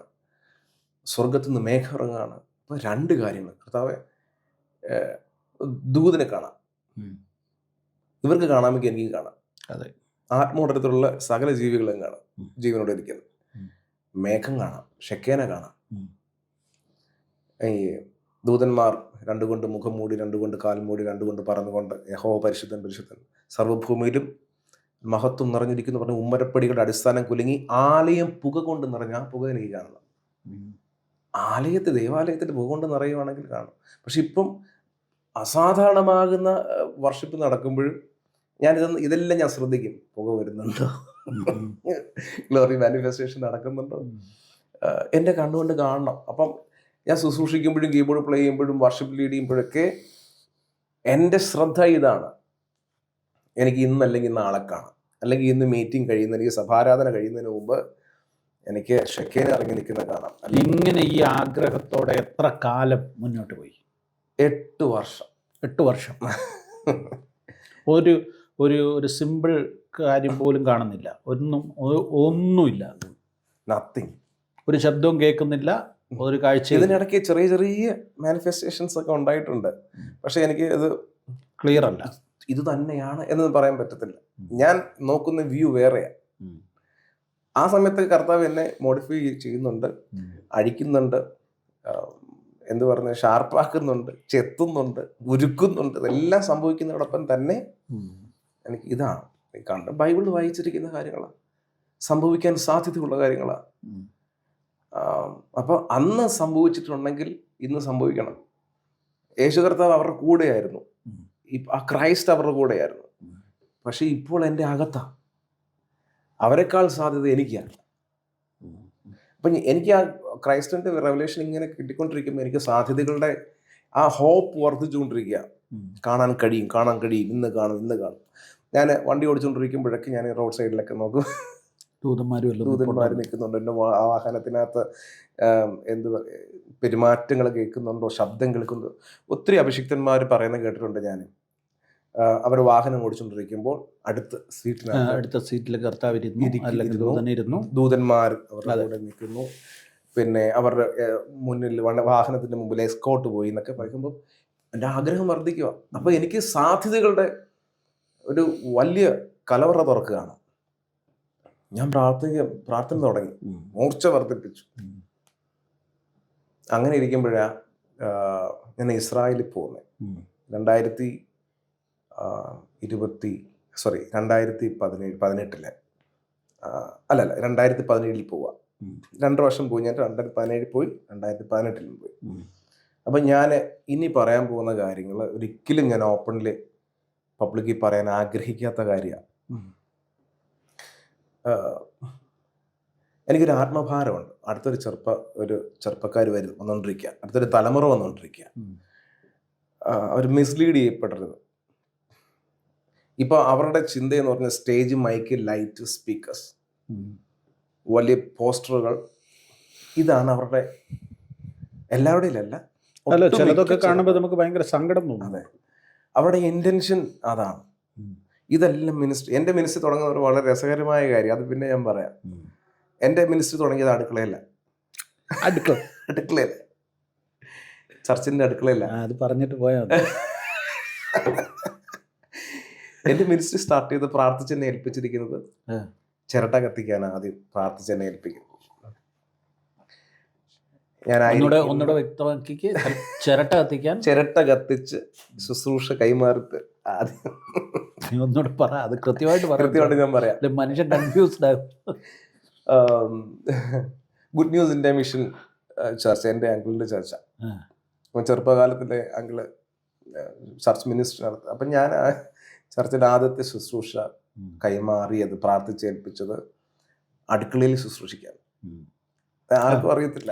അടുക്കളയിൽ തീ കത്തിക്കാനും അന്ന് വന്ന എല്ലാ ഞായറാഴ്ചയും ഫുഡുണ്ട്. അത് ഇപ്പോഴും ഉണ്ട്, വർഷങ്ങൾക്ക് മുമ്പ്. എവിടത്തെ സഭയുടെ കാര്യം? കിളിമാനൂർ. എൻ്റെ അങ്കിളിൻ്റെ ചോദിച്ച 2.5 വർഷം ഞാൻ ആ ശുശ്രൂഷ ചെയ്തു അടുക്കളയിൽ. രാവിലെ 4 മണിയാകുമ്പം അരി അടപ്പത്തിടണം, തീ കത്തിച്ചിട്ട് അവിടെ എനിക്കൊരു കട്ടിലുണ്ട്. ഇതുപോലെ വലിയൊരു അടുക്കളയാണ്, ഒരു കട്ടിലുണ്ട്, അലാം വെച്ചിട്ടുണ്ട്. ഒരു 5:30 മണിയൊക്കെ കഴിയുമ്പം അരി വേകും. വലിയൊരു വാർപ്പ. തലേന്നേ ഞങ്ങൾ വെള്ളമെല്ലാം അകത്ത് സെറ്റ് ചെയ്തിട്ട് രാവിലെ അരി അടുപ്പിച്ചിട്ട് കത്തിക്കും, പ്രാർത്ഥിച്ച് കത്തിക്കും. 7 മണിയാകുമ്പോൾ സാമ്പാറിന് പരിപ്പിടും. 8 മണി കഴിയുമ്പോൾ ഞാൻ കുളിച്ച് റെഡിയായി ഇൻസർട്ടൊക്കെ ചെയ്തിട്ട് ചർച്ചിൻ്റെ ഫ്രണ്ടിലാണ് പൈപ്പുള്ളത്. ചർച്ചിൻ്റെ ഫ്രണ്ടിലാണ് പൈപ്പുള്ളത്. അന്ന് 350 പാത്രമുണ്ട്. ആ 350 പാത്രം ഞാൻ അവിടെ ഇരുന്ന് കഴുകും. അപ്പോഴും എൻ്റെ മുമ്പിൽ കൂടെയാ ചെറുപ്പക്കാരെ, പെൺപിള്ളേരും ആൺപിള്ളേരും അമ്മച്ചിമാരും ആൻറ്റിമാരും കയറി പോകുന്നത്. എല്ലാവർക്കും കൈ കാണിക്കും, ഇതെല്ലാം കഴുകും. 2.5 വർഷം ഞാൻ ആ ശുശ്രൂഷ ചെയ്തു. വളരെ പറഞ്ഞപ്പോൾ എനിക്ക് മനസ്സിൽ വന്ന എന്നാന്നറിയോ, ഫിലിപ്പോസിന്റെ ആദ്യത്തെ ശുശ്രൂഷ എന്നാന്നറിയോ? കഞ്ഞി വിളമ്പുകാരൻ. മേശയൊന്നും കാണത്തില്ല അവിടെ. ഇത്രയും ആളുകൾ, ആയിരക്കണക്കിന് ആളുകൾ വരുന്ന യെരുശലേമിലെ സഭയിൽ മേശ ഇട്ടൊന്നും അല്ല എല്ലാവർക്കും കൊടുത്തോണ്ടിരുന്നത്. മനസ്സിലായി. ആലോചിച്ച് നോക്കിയേ, അവിടുത്തെ മേശയിൽ ശുശ്രൂഷിക്കാൻ എന്നാണ് പറഞ്ഞിരിക്കുന്നതെങ്കിലും ഈ ഭക്ഷണം വിളമ്പുമായിരുന്നു അവിടെ ഫിലിപ്പോസിന്റെ ജോലി. അല്ലേ? അതെ അതെ, തീർച്ചയായിട്ടും. മേശയുടെ കാര്യം ഇപ്പോഴും ഞാൻ ചിന്തിക്കുന്നത്. അവിടെ മേശയൊന്നും ഇല്ല. അത് സിംബോളിക്കായിട്ട് പറയുക. അല്ലെങ്കിൽ പിന്നെ നമ്മൾ പിന്നെ എന്താ, മേശയിലെ ശുശ്രൂഷ എന്ന് പറയുമ്പോൾ എല്ലാവർക്കും മേശയിലിരുത്തിയൊന്നും അല്ല ഭക്ഷണം വിളമ്പിരുന്നത്. അവിടെ ജനങ്ങളെല്ലാം വരുന്നു, ഭക്ഷണം കഴിക്കുന്നു. അപ്പം അതൊരു ഫിലിപ്പോസിന്റെ ശുശ്രൂഷയായിരുന്നത്, കിച്ചണിലെ ശുശ്രൂഷ. പക്ഷെ എനിക്ക് ഭയങ്കര സന്തോഷമായിരുന്നു. എനിക്ക് ഭയങ്കര സന്തോഷമായിരുന്നു. 2.5 ദിവസം കഴിഞ്ഞപ്പോൾ എൻ്റെ അങ്കിള് 2.5 വർഷം പാസ്റ്റർ പറഞ്ഞു, ശ്യാമ വിശ്വസ്തനായിട്ട് ഇത് ജോലിയെല്ലാം ചെയ്തു, നല്ലൊരു ചെറുപ്പക്കാരനാണ്, ഞങ്ങൾ കാണുമ്പോൾ വിഷമമാണ്, അതുകൊണ്ട് ഈ ശുശ്രൂഷ വേറെ ആർക്കെങ്കിലും ചെയ്യാൻ. ഒരു കൂട്ടം ചെറുപ്പക്കാരൻ എഴുന്നേറ്റ് അവരിത് കാണുകയാണ്. അവർ ഇൻസ്പിറേഷൻ, അവരുടെ ഞാൻ ചെയ്ത ശുശ്രൂഷ അവർക്ക് ചെയ്യണം. അങ്ങനെ ഇപ്പോഴും ഒത്തിരി ചെറുപ്പക്കാർ കൈമാറി അനുഗ്രഹിക്കപ്പെട്ട് ശുശ്രൂഷ കയറി. ഇപ്പോഴും ഞാൻ അവിടെ ചെല്ലുമ്പോഴും കഞ്ഞി വെക്കുന്നതും ചോറ് വെക്കുന്നതും അവയിൽ വെക്കുന്നതും ഒക്കെ ചെറുപ്പക്കാരാണ്. കിളിമാനൂരെ good news India mission India mission church. അപ്പം അന്നത്തെ ശുശ്രൂഷ അതായിരുന്നു. 2.5 വർഷം കഴിഞ്ഞിട്ട് കഴിയുമ്പോഴാണ് എന്നെ സ്റ്റേജിൽ കയറ്റുന്നത്. അതേ വർഷം ഗിറ്റാർ പ്ലെയർ കയറ്റുന്നത്. പിന്നെ കീബോർഡിസ്റ്റിലോട്ട് മാറി. പിന്നെ അവിടെ നിന്ന് മറ്റ് ചർച്ചിലൊക്കെ ഗസ്റ്റായിട്ട് വിളിക്കാൻ തുടങ്ങി. അവിടെ നിന്നാണ് യാത്ര ആരംഭിക്കുന്നത്. മനസ്സിലായി. അപ്പം ഇപ്പോഴത്തെ ചെറുപ്പക്കാർക്ക് അത് അറിയത്തില്ല. ഇവർ നേരെ കാണുന്നത് സ്റ്റേജും കറങ്ങുന്ന ലൈറ്റും പോസ്റ്ററും. പക്ഷെ ഇതിനകത്ത് ഞാൻ നാളെ കഞ്ഞി വെക്കാൻ ഇറങ്ങണമെന്നല്ല ഞാൻ പറഞ്ഞു. മനസ്സിലായി, എനിക്ക് അതിന്റെ കാര്യം മനസ്സിലായി. തുടക്കം താഴ്മയാണ്. എന്ത് ചെയ്യാനും ബാത്റൂം കഴുകുകയാണെങ്കിൽ ബാത്റൂം കഴുകണം പറയും. ചെറുപ്പക്കാരുടെ എല്ലാവരുടെയും ജോലി ഇപ്പം ഒട്ടുമിക്ക ഇപ്പോഴും ഉണ്ട് കേട്ടോ. പണ്ടത്തെ കാര്യം മാത്രമല്ല, ഇപ്പോഴും ഉണ്ട്. ചെയറിടാനും തൂക്കാനും. എൻ്റെ ചർച്ചിലും ഉണ്ട്. ബാത്റൂം കഴുകാൻ ഓടി വരുന്ന പിള്ളേരുണ്ട്. ഇവരൊക്കെ നാളത്തെ ഭാവി ഞാൻ കാണുകയാണ്. എന്നിലൂടെ ഞാൻ കാണുകയാണ്, എന്നെക്കാളപ്പുറം. പക്ഷെ ഒരു വിഭാഗം, ഒരു സ്പിരിച്വൽ ഫാൻറ്റസി വേൾഡ് ജീവിക്കുന്ന കുറെ പേരുണ്ട്. അത് അപകടകരമായ സംഭവമാണ്. വചനത്തിൽ ഏറ്റവും ശുശ്രൂഷയ്ക്ക് അപ്പുറം ദൈവമായിട്ടുള്ള ബന്ധവും ദൈവസാന്നിധ്യവും ജീവിതമാണ്. ഈ ട്രാൻസ്ഫോർമേഷൻ ഉണ്ടാകണം, പത്രോസിനുണ്ടായതുപോലെ. അപ്പോൾ എൻ്റെ ലൈഫിൽ ട്രാൻസ്ഫോർമേഷൻ ഉണ്ടാകണമെന്നൊക്കെ ഭയങ്കര ആഗ്രഹിച്ചു. കർത്താവ് ആ സമയങ്ങളിലൊക്കെ മാറ്റിക്കൊണ്ടിരിക്കുന്ന സമയമാണ്. അപ്പം ഞാൻ ഇസ്രായേലിട്ട് പോകുന്ന കാര്യം ഞാൻ പറയും. ആദ്യം പോയത് 2017. നിങ്ങൾ സഭയായിട്ട് പോകായിരുന്നു? ചർച്ചായിട്ട് പോവാം, കൊട്ടാരക്കരയിൽ ചർച്ചായിട്ട് പോവാം. അപ്പോൾ അതിനു മുമ്പ് പറയാനുള്ള കാര്യം, ഒരു സൂപ്പർ നാച്ചുറൽ മിനിസ്ട്രി ചെയ്യാൻ പഠനങ്ങൾ സഹായിക്കത്തില്ല, അറിവുകൾ സഹായിക്കത്തില്ല. ഒരു വ്യക്തിക്ക് സൂപ്പർ നാച്ചുറൽ മിനിസ്ട്രി കയറണമെങ്കിൽ എൻകൗണ്ടർ ഉണ്ടായാലേ പറ്റൂ. ദൈവമായിട്ട് ഒരു എൻകൗണ്ടറോ ഏഞ്ചലിക് വിസിറ്റേഷനോ അതുമായി ബന്ധപ്പെട്ട് ആത്മമണ്ഡലം തുറങ്ങുന്ന എന്തോ ഒരു സംഭവത്തിലേക്ക് കടന്നാലേ സൂപ്പർ നാച്ചുറൽ മിനിസ്ട്രി ചെയ്യാൻ പറ്റുള്ളൂ. അപ്പം എൻ്റെ മേൽ തന്നിരിക്കുന്ന ദൗത്യം സൂപ്പർ നാച്ചുറൽ മിനിസ്ട്രി തന്നെ, കേട്ട് വരുന്നത്. എൻ്റെ ആഗ്രഹവും എൻകൗണ്ടർ തന്നെയാണ്. അപ്പം ബൈബിളിൽ ഉടനീളം വായിക്കുന്ന ഏഞ്ചലിക് വിസിറ്റേഷനുകളും ഇതുപോലെ മേഘമിറങ്ങുന്ന ദൈവിക മാനിഫെസ്റ്റേഷൻസും ഇതൊക്കെ ഫോക്കസ് ചെയ്ത് ഞാൻ മുന്നോട്ട് പോകുന്നത്. അങ്ങനെ ഇരിക്കുമ്പോഴാണ് ഞാൻ ആദ്യം ഇസ്രായേലിൽ പോകുന്നത്. ഇസ്രായേലിൽ പോകാൻ ഭയങ്കര എക്സൈറ്റ്മെൻറ്റാണ്. അവിടെ ചെല്ലുമ്പോൾ ആദ്യത്തെ പ്രാവശ്യങ്ങളെല്ലാം കണ്ട് തിരിച്ചു വന്നു. ഞാൻ യൂത്തിലെ ലീഡറും കൂടെ ആയതുകൊണ്ട് ഞാൻ യൂത്ത് ചർച്ചിൽ ഇതിനെക്കുറിച്ച് സംസാരിക്കാൻ, എക്സ്പ്ലനേഷൻ കൊടുക്കാൻ തുടങ്ങി. ആ ദിവസങ്ങളിലൊക്കെ ഞാൻ ഒരു 6 മാസം ഇസ്രായേലുമായി ബന്ധപ്പെട്ട് ഞാൻ കണ്ട കാഴ്ചകളുമായി ബന്ധപ്പെട്ട് ഉള്ള കാര്യങ്ങളായിരുന്നു മിനിസ്ട്രി ചെയ്തുകൊണ്ടിരുന്നത്. അപ്പോൾ എനിക്ക് ഒത്തിരി എളുപ്പം കാര്യങ്ങൾ പറയാൻ ഒത്തിരി എളുപ്പമായി, സുവിശേഷം പറയാനൊക്കെ ഒത്തിരി എളുപ്പമായി. ആ സമയത്ത് ഞാൻ പിറ്റേ വർഷമായി പ്രാർത്ഥിക്കാൻ തുടങ്ങി. അല്പം കൂടെ ആഗ്രഹം വർദ്ധിക്കാൻ തുടങ്ങി. ആഗ്രഹം വർദ്ധിച്ച് ഫാസ്റ്റിങ്ങിലേക്ക് പ്രവേശിച്ചു. അപ്പോൾ ആ സമയത്ത് എൻ്റെ ഒരു കസിൻ, ദൈവദാസ അഭിഷിക്തനാണ്, അദ്ദേഹം എനിക്ക് ഒരു വീഡിയോ ക്ലിപ്പ് അയച്ചു തന്നു. അതിനകത്ത് എഴുതിയിരിക്കുന്ന അല്ലെങ്കിൽ പറഞ്ഞിരിക്കുന്ന കാര്യങ്ങൾ എങ്ങനെയാണ്: നമ്മുടെ കൂടെ നിൽക്കുന്ന ഏഞ്ചൽസ്, ദൈവം അപ്പോയിന്റ് ചെയ്ത ഓരോരുത്തർക്ക് ഈ 2 ദൂതന്മാർ വെച്ചുണ്ടെന്നാണ്. നമ്മുടെ കൂടെ നിൽക്കുന്ന ഏഞ്ചൽസ് അവർ നമ്മളോട് കമ്മ്യൂണിക്കേറ്റ് ചെയ്യുന്നുണ്ട്, നമ്മൾ അറിയുന്നില്ല. നമ്മൾ തിരിച്ച് അവരോട് കമ്മ്യൂണിക്കേറ്റ് ചെയ്യുന്നുണ്ടോ എന്നുള്ളത്. അപ്പോഴെനിക്ക് മനസ്സിലായത് നമ്മുടെ കൂടെ എന്തായാലും ദൂതന്മാരുണ്ട്. നിന്റെ കല്ലിൽ തട്ടിപ്പോകാതെ ദൂതന്മാരോട് കൽപ്പിച്ചിട്ടുണ്ടെന്നൊക്കെ വാക്യങ്ങളുണ്ട്. അപ്പോൾ കൂടുതലും ദൈവത്തിന് മനുഷ്യനോട് കമ്മ്യൂണിക്കേറ്റ് ചെയ്യാൻ ദൂതന്മാരെ കൂടുതൽ ഉപയോഗിച്ചിരിക്കണം. യേശു കർത്താവിൻ്റെ ജനനത്തിനൊക്കെ ദൂതന്മാരുടെ സംഘം ഇറങ്ങി ആട്ടിടയന്മാരോട് സംസാരിച്ചതും മറിയോട് സംസാരിച്ചതും സെക്കരിയാവിനോട് സംസാരിച്ചതെല്ലാം ദൂതന്മാരാണ്. അപ്പം എനിക്ക് മനസ്സിലായി സാധ്യത കൂടുതലാണ്. ഞാൻ പ്രാർത്ഥിച്ചിപ്പം 2018 രണ്ടാമത്തെ പ്രാവശ്യം പോകുന്നതിന് മുൻപ്, രണ്ടാമത്തെ പ്രാവശ്യം പോകും എന്നൊരു ഐഡിയ പോലും ഇല്ലാത്ത സമയത്ത് ഞാൻ ഫാസ്റ്റിംഗ് ഇരിക്കുക, 21 days ഫാസ്റ്റിംഗ് ഇരിക്കുക. അപ്പോൾ ഞാൻ എൻ്റെ 17ാമത്തെ ദിവസമാണെന്ന് തോന്നുന്നു, ഒരു വെള്ളിയാഴ്ച അപ്പം ഈ ദിവസങ്ങളിലൊക്കെ ഞാൻ ഏഞ്ചൽസിനെ കുറിച്ച് പഠിക്കുകയും അതിൻ്റെ സാധ്യതകളെ കുറിച്ച് പഠിക്കുകയും നമ്മോട് ആക്സസ് ചെയ്യാൻ പറ്റുന്ന ആത്മമോഡലിനെ കുറിച്ച് പഠിക്കുകയൊക്കെ ചെയ്തുകൊണ്ടിരുന്ന സമയം ഒരു വെള്ളിയാഴ്ച ഞാനിങ്ങനെ പ്രാർത്ഥിക്കാൻ കയറും. എൻ്റെ മുറിക്കകത്ത് അപ്സ്റ്റെയറിൽ മുകളിലത്തെ നിലയല്ലേ ഞാൻ പ്രാർത്ഥിക്കാൻ കയറുന്നത്. ഞാൻ പ്രാർത്ഥിച്ചുകൊണ്ടിരിക്കുമ്പോൾ ഒരു വെള്ളിയാഴ്ച അപ്പം അമ്മ അങ്കിളിൻ്റെ ചർച്ചിലോട്ട് പോയി, പപ്പയും പോയി. ഞാൻ ഒറ്റയ്ക്ക് പ്രാർത്ഥിക്കാനിരിക്കുക. അപ്പോൾ ഇതിനെക്കുറിച്ചൊക്കെ ഞാൻ പഠിക്കാൻ തുടങ്ങി. അപ്പോൾ അന്ന് ആ വെള്ളിയാഴ്ച വൈകിട്ട് എനിക്ക് IPC ചർച്ചിൽ മിനിസ്ട്രിക്ക് പോകണം, വർഷിപ്പുമായി ബന്ധപ്പെട്ട്. അപ്പോൾ പാസ്റ്ററിൻ്റെ കൂടെ എനിക്ക് പോകേണ്ടത്.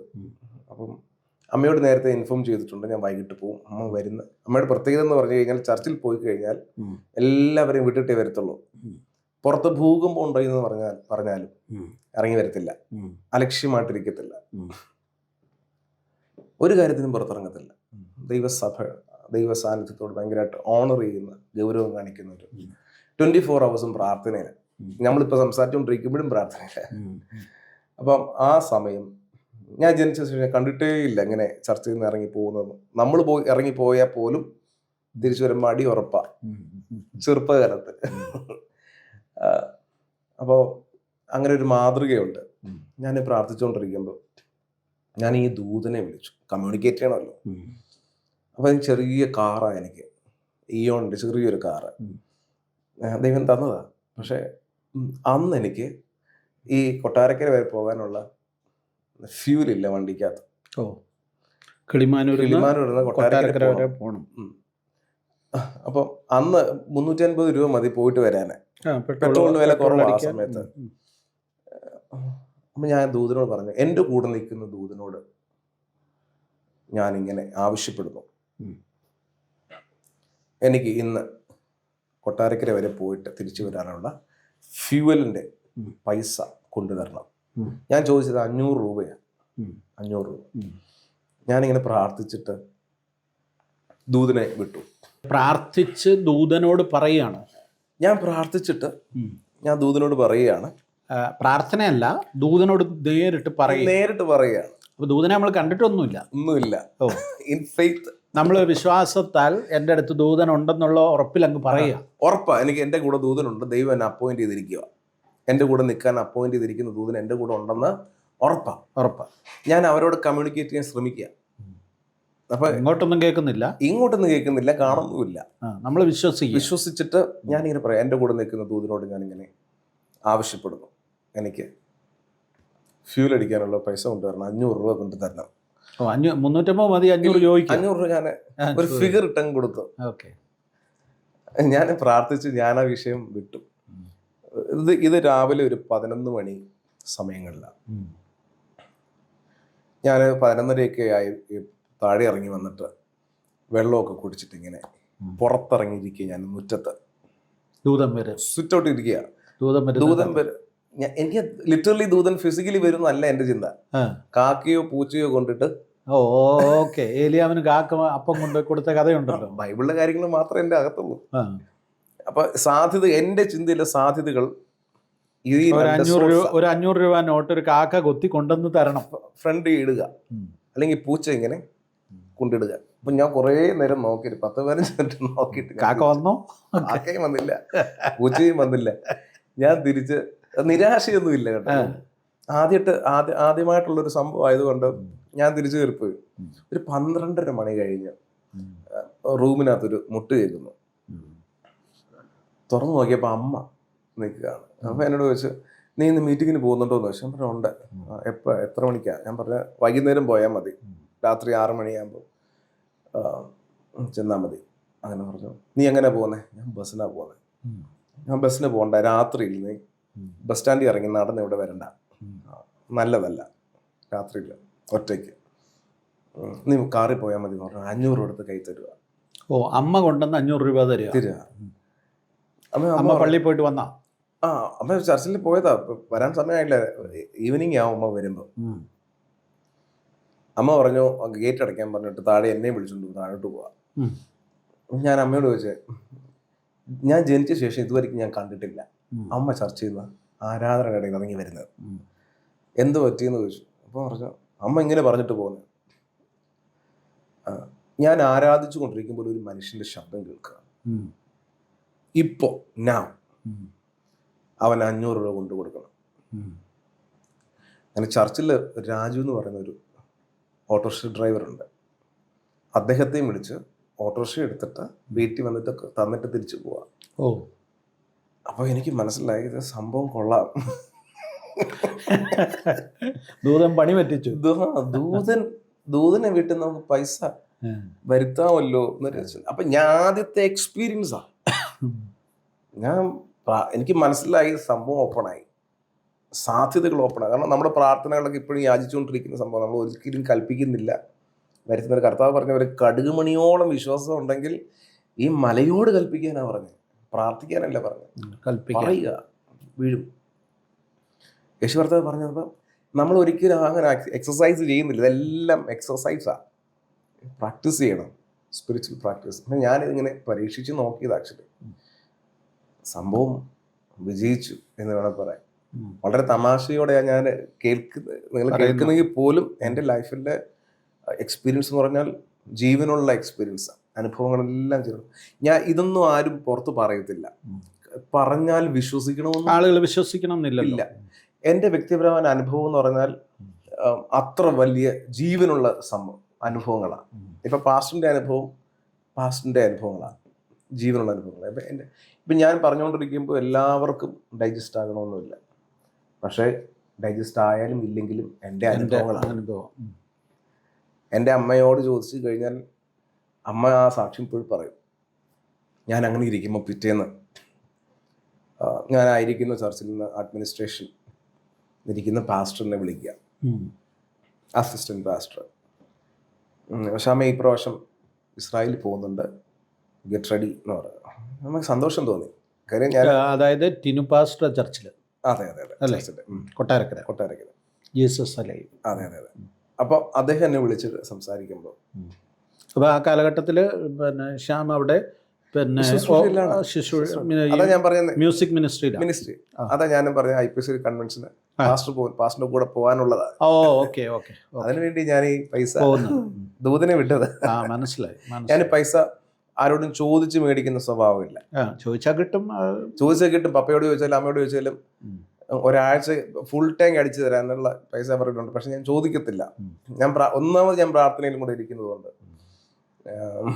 അപ്പൊ 21 ദിവസത്തെ ഫാസ്റ്റിംഗിൽ ഇങ്ങനെ പോയിക്കൊണ്ടിരിക്കുക. അപ്പൊ എന്നെ ഇങ്ങനെ കോള് വരുക, ചർച്ചയിൽ നിന്ന് വിളിക്കുക. അപ്പം നമ്മുടെ അച്ഛൻ കുഞ്ഞ് എലത്തൂർ പാസ്റ്ററിന്റെ മരിപ്പച്ചയുടെ ടീമില്. അപ്പം ഇദ്ദേഹം പറഞ്ഞ ഒരു കാര്യമാണ്, മോനെ കഴിഞ്ഞ പ്രാവശ്യം പോയപ്പം ഫ്രീ സീറ്റ് ഉണ്ടായിരുന്നു. അതായത് നിശ്ചിത നമ്പേഴ്സ് ഉണ്ടെങ്കിൽ ഒരു സീറ്റ് നമുക്ക് ഫ്രീ ആയിട്ട് കിട്ടും.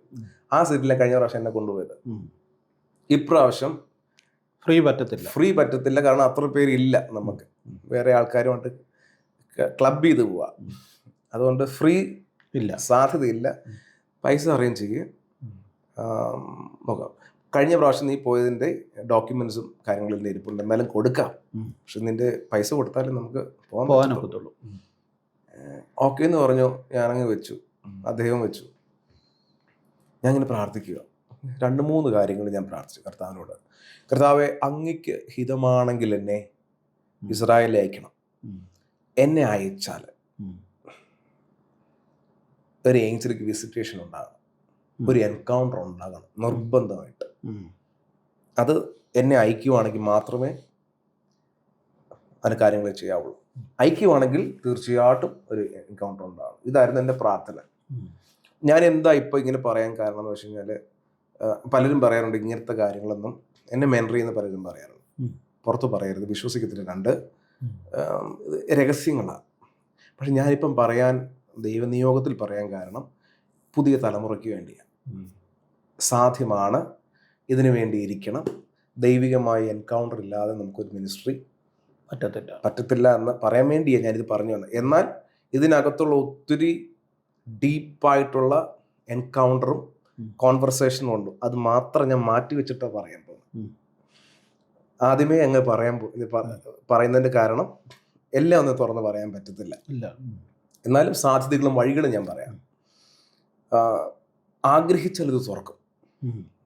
അങ്ങനെ പറഞ്ഞ് ബാക്കി ഞാൻ പറയാൻ പോവാം. ഇങ്ങനെ പ്രാർത്ഥിച്ചു കഴിഞ്ഞിട്ട് ദൂതനെ വിളിക്കുക വീണ്ടും. ഞാൻ ദൂതനോട് കൽപ്പിക്കുകയല്ല, ഞാൻ ആവശ്യപ്പെടുക. ദൂതനോട് ആവശ്യപ്പെടുന്നു, ദൈവഹിതത്താൽ എനിക്ക് ഇസ്രായേലിൽ പോയാൽ എൻ്റെ കയ്യിൽ സമ്പത്തില്ല. ഇസ്രായേൽ പോയി, ഇപ്രാവശ്യം ഇസ്രായേലിൽ ഞാൻ പോയിട്ട് തിരിച്ച് ഈ റൂമിൽ വരുന്ന സമയം വരെയുള്ള സകല ചെലവുകൾ ഇത്ര രൂപ ഒരു ഫിഗർ പറഞ്ഞു കൊടുത്തു. എൻ്റെ അക്കൗണ്ടിൽ ഇന്ന് കയറണം. എനിക്ക് ഉറപ്പാട്ടോ, എനിക്ക് അത്ര വിശ്വാസം വർദ്ധിച്ചിരിക്കും. കാര്യം ഞാനത് അനുഭവിച്ചതായതുകൊണ്ട്. പ്രാർത്ഥിച്ചു കഴിഞ്ഞ് ദൂതനെ വിട്ടു. ഞാൻ വൈകുന്നേരമായപ്പം പാസ്റ്റർ എന്നെ വിളിച്ചു. മോനെ, കഴിഞ്ഞ പ്രാവശ്യം പോയതുപോലെ എൻ്റെ ഫാമിലി ഉണ്ട്, അതുകൊണ്ട് നീ ക്യാഷൊക്കെ ഒന്ന് അറേഞ്ച് ചെയ്യും, നമുക്ക് സെറ്റിൽ ചെയ്യാം. നീ വന്ന സന്തോഷമാണ്. കാരണം ഇപ്രാവശ്യം നമുക്ക് ഒത്തിരി എപ്പിസോഡുകൾ എടുക്കണം. ഓരോ സ്ഥലത്ത് പോയിട്ട് ഇത്ര മിനിറ്റിൽ എപ്പിസോഡിൽ എടുക്കണം, ഓരോ സ്ഥലങ്ങളിൽ. ജനങ്ങൾക്ക് അത് ഒത്തിരി അനുഗ്രഹമായിരിക്കും. അപ്പം നീ വന്ന സന്തോഷമാണ്. ഞാൻ ഷൂട്ടിങ് ചെയ്യും, കാര്യങ്ങളെല്ലാം ചെയ്യാം. അങ്ങനെ അതുകൊണ്ട് നീ പൈസ അറേഞ്ച് ചെയ്യണം. പൈസ ഒക്കെ ഉണ്ടോ, എൻ്റെ പൈസ ഇരിപ്പുണ്ടോ എന്നൊക്കെ ചോദിച്ചു. അപ്പോൾ പൈസയൊന്നുമില്ല, പക്ഷെ ഞാൻ ദൂതനെ അയച്ചിട്ടുണ്ടെന്ന് പറഞ്ഞു. അദ്ദേഹം പറഞ്ഞു, നീ ദൂതനെ അയച്ചാലും ഇല്ലെങ്കിൽ നീ തന്നെ പൈസ കൊടുക്കണം. വളരെ തമാശ രൂപേണ പുള്ളി സംസാരിച്ചിട്ട് അങ്ങ് വെച്ചു. ആ പ്രാർത്ഥന അവിടെ അവസാനിച്ചു. എൻ്റെ ഫാസ്റ്റിങ് 21 days ഫാസ്റ്റിങ് കഴിഞ്ഞു. ഞാൻ വീട്ടിലിങ്ങനെ വിശ്രമിക്കുക. കുറച്ച് നാളായി, ഒരു 1.5 ആഴ്ച കഴിഞ്ഞ് 2 ആഴ്ചയോളം കഴിഞ്ഞപ്പോൾ അഡ്മിനിസ്ട്രേഷൻ ഓഫീസിൽ നിന്ന് വിളിക്കുകയാണ്, ഷാമിൻ്റെ വിസയും ടിക്കറ്റും വന്നിട്ടുണ്ട്. ഞാൻ പറഞ്ഞു, ആരാ പൈസ കൊടുത്തേ? ഞാൻ കൊടുത്തിട്ടില്ല. അപ്പം നേരെ പാസ്റ്ററിനെ വിളിച്ചു. പാസ്റ്റർ, ഈ അവസരത്തിൽ പാസ്റ്റർ, ഈ ഒരു സാഹചര്യത്തിൽ പാസ്റ്റർ എനിക്ക് വേണ്ടി ചിലവാക്കണ്ടായിരുന്നു. പാസ്റ്റർ മനസ്സിലായില്ല എന്തോ ഈ പറയുന്നതെന്ന്. ഞാൻ പാസ്റ്റർ, എനിക്ക് വിസയും ടിക്കറ്റും വന്നു ഇസ്രായേലിൽ. Oh my god, praise god എന്നൊക്കെ പറഞ്ഞു അദ്ദേഹം സന്തോഷിച്ചു. ഞാൻ പറഞ്ഞു, പാസ്റ്റർ പൈസ കൊടുക്കും. ആരെ കൊടുത്തേ? പാസ്റ്റർ കൊടുക്കും. മോനെ, ഞാൻ എൻ്റെ പൈസ ഇതുവരെയ്ക്കും ഞാൻ കൊടുത്തിട്ടില്ല. ഞാനിപ്പോൾ അതിൻ്റെ കാര്യം ചിന്തിക്കുന്ന പോലുമില്ല. ഞാൻ നീ സംസാരിക്കുമ്പോഴാണ് അതിനെക്കുറിച്ച് ഞാൻ ചിന്തിക്കുന്നതെന്ന് പറഞ്ഞു. ഞാൻ ഞെട്ടി. ഞാൻ പല വഴിയും ഞാൻ അന്വേഷിച്ചു, ഇതേ ആരാണ്, ആർക്കും അറിയത്തില്ല. ആ പേയ്മെന്റ് കൊടുത്ത എന്നെ സ്പോൺസർ ചെയ്തൊരു വ്യക്തിയോ അല്ലെങ്കിൽ സ്പിരിച്വൽ തലത്തിൽ അയച്ചു കൊടുത്തതാണോ, ഏഞ്ചലിക് എൻകൗണ്ടർ സംഭവിച്ചതാണോ, ഒന്നും അറിയത്തില്ല. ഇപ്പോഴും അവ്യക്തമാണ് ആര് കൊടുത്തു. ഞാൻ മരിപ്പച്ചയെ അദ്ദേഹത്തെ വിളിച്ച് ചോദിക്കുമ്പോഴും അദ്ദേഹത്തിന് കഴിഞ്ഞ പ്രാവശ്യം അദ്ദേഹത്തെ കണ്ടപ്പോൾ പോലും ആരാ ദേവാസനെ കൊടുത്തെന്ന് വെച്ചാൽ എനിക്കറിയത്തില്ല, ഞാൻ അതിനെക്കുറിച്ച് ഇടപെടാറില്ല എന്ന് പറഞ്ഞ് കളഞ്ഞത്. അപ്പോൾ എനിക്ക് മനസ്സിലായി. അപ്പം ഇതിന് എനിക്ക് അപ്പോഴും എനിക്കറിയത്തില്ല, ആരോ കൊടുത്തിട്ടുണ്ട്. അപ്പോൾ അതിൻ്റെ വ്യക്തത കിട്ടാത്തതുകൊണ്ട് ഞാൻ അതിനെക്കുറിച്ച് ഇങ്ങനെ പ്രാർത്ഥനയിൽ ഞാനിങ്ങനെ നോക്കിയിരിക്കുക. അപ്പോൾ ഞാൻ ഇസ്രായേലിൽ പോകാനവിടെ എല്ലാം റെഡിയാക്കി നമ്മുടെ നെടുമ്പാശ്ശേരി എയർപോർട്ടിൽ നിൽക്കുക. എന്നാൽ എത്തിഹാദ് ഫ്ലൈറ്റാണ് തോന്നുന്നു. നെടുമ്പാശ്ശേരി എയർപോർട്ടിൽ നിന്ന് 2 ക്യൂ ആയിട്ട് നിൽക്കുകയാണ്. ഞാൻ ആ ക്യൂ ആയിട്ട് നിൽക്കുമ്പോൾ ഫ്ലൈറ്റിൽ ആ ടണലില്ലേ, ഫ്ലൈറ്റിലോട്ട് പോകുന്ന ഗേറ്റിനകത്ത് നമ്മൾ ഈ ബോർഡിംഗ് പാസ് കൊടുത്ത് ഗേറ്റിൻ്റെ അവിടെ നിൽക്കുക. ബോർഡിംഗ് പാസ് കൊടുത്തിട്ട് അവർ സീൽ ചെയ്തിട്ട് അകത്തേക്ക് കയറ്റിക്കൊണ്ടിരിക്കുക ഓരോരുത്തരെ ഫ്ലൈറ്റിനകത്തോട്ട്. അകത്തുനിന്നൊരു ലേഡി, ഒരു പ്രായമുള്ള ലേഡി, ഒത്തിരി പ്രായമല്ല, ഒരു അറബി ഒരു ലേഡി വന്നു. എനിക്ക് മനസ്സിലായി, ഒരു ഹൈ ഗ്രേഡിൽ നിൽക്കുന്ന ഒരു ഫ്ലൈറ്റിൽ നിൽക്കുന്ന ഒരാളാണ് മനസ്സിലായി. പതുക്കെ നടന്നു വന്നിട്ട് എന്നെ വിളിച്ചിട്ട് കം ഹിയർ എന്ന് പറഞ്ഞു, ഗിവ് യുവർ ബോർഡിംഗ് പാസ്. ഞാൻ കൊടുത്തപ്പം അത് നോക്കി മടക്കിയിട്ട് ഇങ്ങനെ കീറിയിട്ട് അപ്പുറത്ത് പോയിട്ട് വേറൊരു ബോർഡിംഗ് പാസ്, ഗോൾഡൻ കളറിൽ ബോർഡിംഗ് പാസ് വന്നിട്ട് അപ്ഗ്രേഡ് ചെയ്തിട്ടുണ്ട്, നിനക്ക് ബിസിനസ് ക്ലാസ്സിൽ പോവാം. ഞാൻ ഒറ്റയ്ക്ക് ഒത്തിരി പേര് നിൽക്കുക. അപ്പം ഞാൻ പാസ്റ്ററിനോട് കൊടുത്തു. എൻ്റെ പാസ്റ്റർ എക്കണോമിയിലും ഞാൻ ബിസിനസ് ക്ലാസ്സിൽ പോയാൽ എനിക്ക് പറ്റത്തില്ല, എനിക്ക് ഇരിപ്പുറയ്ക്കത്തില്ല. അതുകൊണ്ട് ഞാൻ പാസ്റ്ററിൻ്റെ മുമ്പിൽ നീട്ടി, പാസ്റ്റർ പൊക്കോ, പാസ്റ്റർ ഞാൻ എക്കണോമി പൊക്കോ. പാസ്റ്റർ, എൻ്റെ പൊന്നു മോനെ, ഞാൻ ബിസിനസ് ക്ലാസ്സിൽ പോയിക്കൊണ്ടിരിക്കുന്ന ആളാണ്, നീ പോയി എൻജോയ് ചെയ്യും. മാത്രമല്ല എൻ്റെ ഫാമിലി ഉണ്ട്, ഞങ്ങൾ എൻജോയ് ചെയ്തിട്ട് നിങ്ങൾ എൻജോയ് ചെയ്യുന്നു.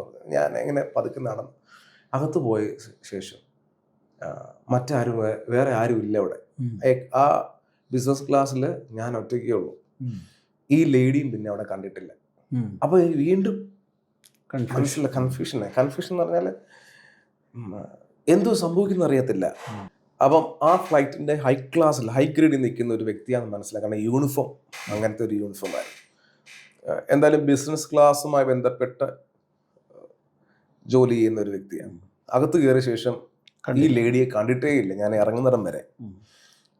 അപ്പം എന്നെ സെപ്പറേറ്റ് ആയിട്ട് ഇങ്ങനെ കർത്താവ് എന്നെ കൊണ്ടുപോവാ. അവിടെ ഇറങ്ങി ഇസ്രായേലൊക്കെ കണ്ടു. അമാനിൽ ഇറങ്ങി ഇസ്രായേലിലേക്ക് കടക്കുമ്പോൾ എൻ്റെ സ്പിരിറ്റ് മാൻ അല്ലെങ്കിൽ എൻ്റെ അകത്ത് ഞാൻ ശ്രദ്ധിക്കുന്ന കാര്യമാണ്, ഇസ്രായേലോട്ട് കയറുമ്പോൾ അന്തരീക്ഷത്തിനൊക്കെ ഭയങ്കര വ്യത്യാസം എനിക്ക് ഫീൽ ചെയ്യുക. ദൂതന്മാരുടെ ഒരു കാവലായി ഇസ്രായേലിൻ്റെ മേളിൽ നിൽക്കുന്നത് പോലെ എനിക്ക് ഫീൽ ചെയ്യാം. ഞാൻ അകത്ത് കയറി, ബസ്സിനകത്ത് കയറി. യോർദാൻ നദി കടന്നിട്ടാണല്ലോ ഇസ്രായേലിലോട്ട് പോകുന്നത്, നടന്ന് വേണം പോകാൻ. അപ്പോൾ അകത്തോട്ട് കയറിയിട്ട് ഞാൻ പിന്നെ എക്സൈറ്റ്മെൻറ്റ് കൂടി എനിക്ക്. ഞാൻ ബസ്സിനകത്ത് കയറി യാത്ര ചെയ്യുമ്പോൾ ഈ മലകളുടെ മുകളിലും ജംഗ്ഷനുകളിലും സെറ്റുകളിലൊക്കെ ദൂതന്മാരുണ്ടോ നോക്കുക. ഞാനിങ്ങനെ നോക്കിയിരിക്കുക. കാര്യം ദൈവമാണ് എന്നെ അവിടെ കൊണ്ടുപോയത്. ഞാൻ പ്രാർത്ഥന അതായിരുന്നു, ദൈവത്തിന് ഹിതമാണെങ്കിൽ എന്നെ കൊണ്ടുപോകണം. മാത്രമല്ല കൊണ്ടുപോയാൽ ഏഞ്ചലിക് വിസിറ്റേഷൻ ഉണ്ടാകണം. ഏത് നിലയിലാണ് ഉണ്ടാകുന്നതെന്ന് എനിക്കറിയത്തില്ല, പക്ഷെ ഉണ്ടാകുമെന്ന് എനിക്കൊരു ഉറപ്പാണ്. കാരണം കൊണ്ടുപോകുന്ന ദൈവമാണ്. അവിടെ ചെന്നു. ചുരുക്കത്തിൽ പറയാം, ഓരോ സ്ഥലത്ത് പോയി ഓരോ എപ്പിസോഡ് എടുത്തുകൊണ്ടിരിക്കുന്ന സമയം യെരുശലേം ദേവാലയത്തിൻ്റെ വെസ്റ്റേൺ സൈഡ്, വെസ്റ്റേൺ വാൾ എന്ന് പറയുന്നത് വിലാപ മതില്, അവിടെ 24 hours യഹൂദന്മാരും ലേവിമാരും പ്രാർത്ഥിക്കുന്ന സമയം സ്ഥലമാണ്. അപ്പുറത്ത് ലേഡീസ്, ഒരു മതിൽ കഴിഞ്ഞാൽ ജെൻസിന്. അപ്പോൾ ആ സ്ഥലത്ത് എത്തിയപ്പോൾ എൻ്റെ ക്യാമറ ഓഫായി. തലേന്ന് രാത്രി ചാർജ് ഇട്ടിരുന്ന ബാറ്ററി പെട്ടെന്ന് ഡ്രെയിൻ ആയിപ്പോയി. എൻ്റെ കൂടെ ഒരു സഹോദരനുണ്ട്, അദ്ദേഹത്തിൻ്റെ കയ്യിൽ ക്യാമറയും ഗിംബലും റെക്കോർഡറും എല്ലാം കൊടുത്തിട്ട് കിട്ടിയ അവസരം വിലാപ മതിലിൽ പോയി പ്രാർത്ഥിക്കണം. ഓടിപ്പോയി ഞാൻ ആ കല്ലിൽ ഇങ്ങനെ കൈവച്ചിട്ട് യഹൂദന്മാരൊക്കെ ഇങ്ങനെ കരഞ്ഞ് പ്രാർത്ഥിക്കുക, നെറ്റിയിടിച്ച് പ്രാർത്ഥിക്കുക. ഞാൻ അതിൻ്റെ ഇടയിൽ പോയിട്ട് ഒരു 2-3 വാചകങ്ങൾ പ്രാർത്ഥിച്ച് തീർത്തു. 4 വിഷയങ്ങളാണ് ഞാൻ പ്രാർത്ഥിച്ചത്. ഒന്ന്, കർത്താവ് എൻ്റെ വിവാഹം നടക്കണം. അന്നേരം വിവാഹം നടന്നിട്ടില്ല, എൻ്റെ വിവാഹം നടക്കണം. 2, എന്നെ സാമ്പത്തികമായിട്ട് എന്നെ അനുഗ്രഹിക്കണം. 500 രൂപയ്ക്ക് വേണ്ടി ഞാൻ ദൂതനെ അയച്ച. 3, എൻ്റെ മാതാപിതാക്കൾക്ക് ദീർഘായുസ് കൊണ്ട് തൃപ്തി വരുത്തണം. 4, എൻ്റെ കോളിങ് എന്താണെന്ന് എനിക്കറിയണം. ഞാൻ ഇത്രയും വർഷം കേട്ടത് അവ്യക്തമായ പ്രവചനങ്ങളാണ്. എൻ്റെ ശുശ്രൂഷ, ഞാൻ അത്രയും വർഷം ഞാൻ മ്യൂസിക് മിനിസ്ട്രി ചെയ്തിട്ട് പോലും പലരും വന്നു പോവുക, പാട്ടുകാരായിട്ട് വന്നിട്ട് പാസ്റ്റർമാരായിട്ട് തിരിച്ചു പോവുക, ശുശ്രൂഷയിട്ട് ഇറങ്ങി. ആ സമയത്ത് ഞാൻ ചെറിയ തന്നെ ഉണ്ട്. അപ്പോൾ എനിക്ക് വ്യക്തമാകണം എൻ്റെ മിനിസ്ട്രി എന്താണെന്ന്. എന്നാലേ എനിക്ക് അതിനു വേണ്ടി ഫോക്കസ് ചെയ്ത് പ്രാർത്ഥിക്കാൻ പറ്റത്തുള്ളൂ, പരിശീലിക്കാനും പറ്റത്തുള്ളൂ. അപ്പോൾ എൻ്റെ പ്രധാനപ്പെട്ട വിഷയം എൻ്റെ കോളിംഗ് ആയിരുന്നു. പ്രാർത്ഥിച്ചു കഴിഞ്ഞിട്ട് നോക്കുമ്പോൾ പാസ്റ്റർ പോയിട്ടുള്ളത് കൊണ്ട് അറിയാം, ഒരു ഇടത് ഭാഗത്ത് ഒരു ഒരു ലൈബ്രറി പോലെ, തോറായുടെ ലൈബ്രറി പോലെ ഒരു സ്ഥലം, അകത്തേക്ക് റൂംസൊക്കെ ഉള്ള സ്ഥലം, അതിനകത്ത് വിളക്കൊക്കെ തെളിച്ച് നിർത്തിയിരിക്കുന്ന സ്ഥലം. യഹൂദന്മാർ തോറ വായിച്ച് ആഘോഷിക്കുകയാണ്. ഒരു തോറയുടെ ഒരു വാക്യം വായിച്ചിട്ട് അതിന് ചുറ്റും ഡാൻസ് ചെയ്യുക. അപ്പോൾ ഭയങ്കര വിചിത്രമായൊരു സംഭവം. ഞാൻ ഓടിപ്പോയി. ഞാൻ അവിടെ പോയി ഇത് കണ്ടുകൊണ്ടിരിക്കുമ്പോൾ അവിടെ പോയിട്ടുള്ളവർക്കറിയാം, യഹൂദന്മാരും ലേവിമാരും ബ്ലാക്ക് കോട്ടാണ് യൂസ് ചെയ്യുന്നത്. എല്ലാവരും കറുത്ത വസ്ത്രക്കാരും, കറുത്ത കോട്ടിട്ട് അകത്ത് വൈറ്റ് ആയിരിക്കും, കറുത്ത തൊപ്പിയൊക്കെ വെച്ചിട്ട് ഇങ്ങനെ ഇരിക്കുമ്പോൾ ഞാനൊരു ബ്ലാക്ക് ടീഷർട്ടാണ് ഇരിക്കുന്നത്. അങ്ങനെ ഇരിക്കുമ്പോൾ ഞാൻ ഈ കാര്യങ്ങളെല്ലാം കണ്ടുകൊണ്ടിരുന്ന പുറത്തോട്ട് നിൽക്കാം. ആ ഗ്രൗണ്ടിൻ്റെ ഒത്ത നടുക്ക് ഒരു വെള്ള വസ്ത്രധാരി, പ്യുവർ വൈറ്റ്, തലീത്ത് ഇങ്ങനെ ഇട്ടിട്ട് ഒരു കസറിലിരിക്കുക, വൈറ്റ് ചെയർ, വൈറ്റ് ചെരുപ്പ്, വൈറ്റ് താടി, കണ്ടു കഴിഞ്ഞു കഴിഞ്ഞാൽ ഒരു ദൈവദൂതൻ പ്രത്യക്ഷപ്പെട്ട പോലെ ഇരിക്കുക. ഒരു 4-4:30 മണിയാകും, ഇങ്ങനെ സൂര്യൻ ചരിഞ്ഞടിക്കുന്ന സമയം അദ്ദേഹത്തിന് പുറത്തടിക്കുക. കണ്ടു കഴിഞ്ഞാൽ ഗ്ലോറി. ഞാൻ ഓടി അദ്ദേഹത്തിൻ്റെ അടുത്ത് വരുമ്പോൾ എൻ്റെ കൂടെ നിന്ന് സഹോദരൻ പറഞ്ഞു, മോനെ പുകല്, ഒന്നുകിൽ അവർ ഷൗട്ട് ചെയ്യും അല്ലെങ്കിൽ ഗേറ്റ് ഔട്ട് അടിക്കും. എൻ്റെ തോറ വായിച്ചുകൊണ്ടിരിക്കുന്ന ഒരു റബായി അല്ലെങ്കിൽ യഹൂദൻ അവരെ ശല്യപ്പെടുത്തി കഴിഞ്ഞാൽ വിഷയം ഉണ്ടാവും. ഞാനിതൊന്നും കേൾക്കാതെ ഓടുകയാണ്. എന്തോ ഒരു അട്രാക്ഷൻ. ഓടിച്ചു നിന്ന് ഏറ്റവും പുറകെ നിന്നിട്ട് ഒരു പ്രായമുള്ളൊരു വ്യക്തി, ഞാൻ ഫ്രണ്ടിൽ നിന്നില്ല, പുറകിൽ നിന്ന് ഞാൻ ബാബ എന്ന് വിളിച്ചത്. 3-4 പ്രാവശ്യം ഞാൻ ബാബ എന്ന് വിളിച്ചു. പുള്ളി ശ്രദ്ധിക്കുന്നില്ല. ഞാൻ ചരിഞ്ഞ് നോക്കുമ്പോൾ ഞാൻ എവിടെയാണോ പ്രാർത്ഥിച്ച് നിന്നത് അവിടേക്ക് ഫോക്കസ് ചെയ്ത് നിൽക്കുക. പുള്ളി ഇരിക്കുക, കണ്ണ് ഇങ്ങനെ ഇമൗട്ടാതെ ഇങ്ങനെ നോക്കിയിരിക്കുക. അപ്പം മിക്കവാറും ഷൗട്ട് ചെയ്യാനുള്ള സാധ്യതയുണ്ട്. അദ്ദേഹം പറഞ്ഞു പെട്ടെന്ന് വന്ന് പോകാമെന്ന് പറഞ്ഞു. ഇനി 5 മിനിറ്റേ ഉള്ളൂ. ഞാൻ തിരിഞ്ഞ് നടക്കുന്ന സമയത്ത് അദ്ദേഹം എന്നെ വിളിച്ചു, വാട്ട്സ് യുവർ നെയിം? ഞാൻ പറഞ്ഞു ശ്യാം, കം ഹിയർ. വളരെ സൗമ്യതയോടെ. അപ്പം ഞാൻ ഈ വശത്തിങ്ങനെ അദ്ദേഹത്തിൻ്റെ റൈറ്റ് സൈഡിൽ ഇങ്ങനെ നിൽക്കും. എൻ്റെ മുഖത്ത് നോക്കി അന്യഭാഷ പറയും അദ്ദേഹം. ഇതിൽ റബ്ബായി അന്യഭാഷ പറയുന്ന പക്ഷെ എനിക്കറിയില്ല. ഹീബ്രു അല്ല, ലാംഗ്വേജ് അല്ല. ഹീബ്രു അരാമിക കേട്ടാൽ അറിയാം, ഒരു അറബിക് ഫ്ലേവർ ഉണ്ട്. ഇത് അങ്ങനത്തെ ഭാഷയല്ല. ഞാൻ ഞാൻ സ്പിരിറ്റിൽ കേൾക്കുന്നത് പറഞ്ഞു കഴിഞ്ഞാൽ ബൈബിൾ, തിരുവചനം നിമിഷ നേരം കൊണ്ട് വായിക്കുന്ന എഫക്റ്റ് എനിക്ക് കേൾക്കുന്നത്. ഞാൻ ഇപ്പോഴും എനിക്ക് അറിയത്തില്ല അത് ഏത് ലാംഗ്വേജ് ആണ്. അദ്ദേഹം ഇംഗ്ലീഷിലോട്ട് ഇനി സംസാരിക്കാൻ പോവാ. ആദ്യത്തെ ക്വസ്റ്റ്യൻ, നീ എന്തിനാ നിന്റെ ഭാവിയെക്കുറിച്ച് വിഷമിക്കുന്നത്? നിനക്ക് വേണ്ടി ഒരു പെൺകുട്ടിയെ ഞാൻ ഒരുക്കി നിർത്തിയിട്ടുണ്ട്. എൻ്റെ സമയമാകുമ്പോൾ നിന്റെ ലൈഫിൽ അത് വരും. ഇങ്ങനെ പറഞ്ഞു. അപ്പം ഞാൻ വണ്ടറായി. കാര്യം ഞാൻ അവിടെ പ്രാർത്ഥിച്ച ആദ്യത്തെ പ്രാർത്ഥനയുടെ മറുപടി ഇവിടെ വരിക. രണ്ടാമത് അദ്ദേഹം പ്രൊഫസ് ചെയ്തത്, ഞാൻ നിന്നെ സാമ്പത്തികമായി അനുഗ്രഹിക്കാൻ പോവാം, പാവങ്ങൾക്ക് കൊടുക്കാൻ, ഇതുപോലെ നിർധനരായിട്ടുള്ള ആൾക്കാരെ സഹായിക്കാൻ. I will give you money. ഇങ്ങനെ പറഞ്ഞു, good money, you are lucky. ഈ ലാംഗ്വേജ് ആയിരുന്നു. യു ആർ ബ്ലസ്ഡ് അല്ല പറഞ്ഞ, യു ആർ ലക്കി എന്ന് പറഞ്ഞു. ഇത് പറഞ്ഞുകൊണ്ടിരിക്കുക, നീ ഭയങ്കരമായിട്ട് ബ്ലസ്ഡ് ആകും, നിന്റെ സമ്പത്തുകൊണ്ട് ഞാൻ നിറയ്ക്കും പറഞ്ഞിട്ട്. മൂന്നാമത്തെ കാര്യം, നിന്റെ മാതാപിതാക്കളെ ഞാൻ ദീർഘായുസ് കൊണ്ട് തൃപ്തി വരുത്തും, നിന്റെ തലമുറകളെ അവർ കാണും. ഞാൻ ശരിക്കും ഞെട്ടി. ഞാൻ ഫ്രീസായി നിൽക്കുക. കാരണം നമ്മൾ പ്രാർത്ഥിച്ച വിഷയങ്ങൾക്ക് ലിസ്റ്റായിട്ട് വരിക. ക്യൂരിയോസിറ്റി കൂടി വരികയാണ്, എക്സൈറ്റ്മെന്റ് കൂടി വരികയാണ്. കാരണം അടുത്ത ലാസ്റ്റ് വർഷങ്ങൾ കൊണ്ട് ഞാൻ അന്വേഷിച്ചു നടക്കുന്ന പ്രാർത്ഥനയുടെ മറുപടി ഇനി കേൾക്കാൻ പോയി. ഞാൻ നിന്നെ എൻ്റെ ശബ്ദമാക്കി മാറ്റാൻ പോവുകയാണ്. നമ്മളെ കുറിച്ചുള്ള ദൈവത്തിന്റെ പ്ലാൻ എന്താണ്? കോളിങ് വരികയാണ്. നീ എൻ്റെ നാവായിരിക്കും, നീ എൻ്റെ ശബ്ദമായിരിക്കും. നിന്നെ അനുഗ്രഹിക്കുന്നവനെ ഞാൻ അനുഗ്രഹിക്കും, നിന്നെ ശപിക്കുന്നവനെ ഞാൻ ശപിക്കും. ഇത് അബ്രഹാമിനോട് പറഞ്ഞ അതേ വേർഡ് എനിക്ക് തരിക. ഫ്രണ്ടിൽ വന്ന് നിൽക്കാൻ പറഞ്ഞു. ഞാൻ ഒരു മുട്ട് കുത്തി നിൽക്കുക. മുട്ടുകുത്തി ഇങ്ങനെ ആരാധിക്കുന്ന പോലല്ല, ഇരിക്കാൻ പറഞ്ഞപ്പോൾ ഞാൻ ഒരു മുട്ട് കുത്തിയിട്ട് നിൽക്കുക.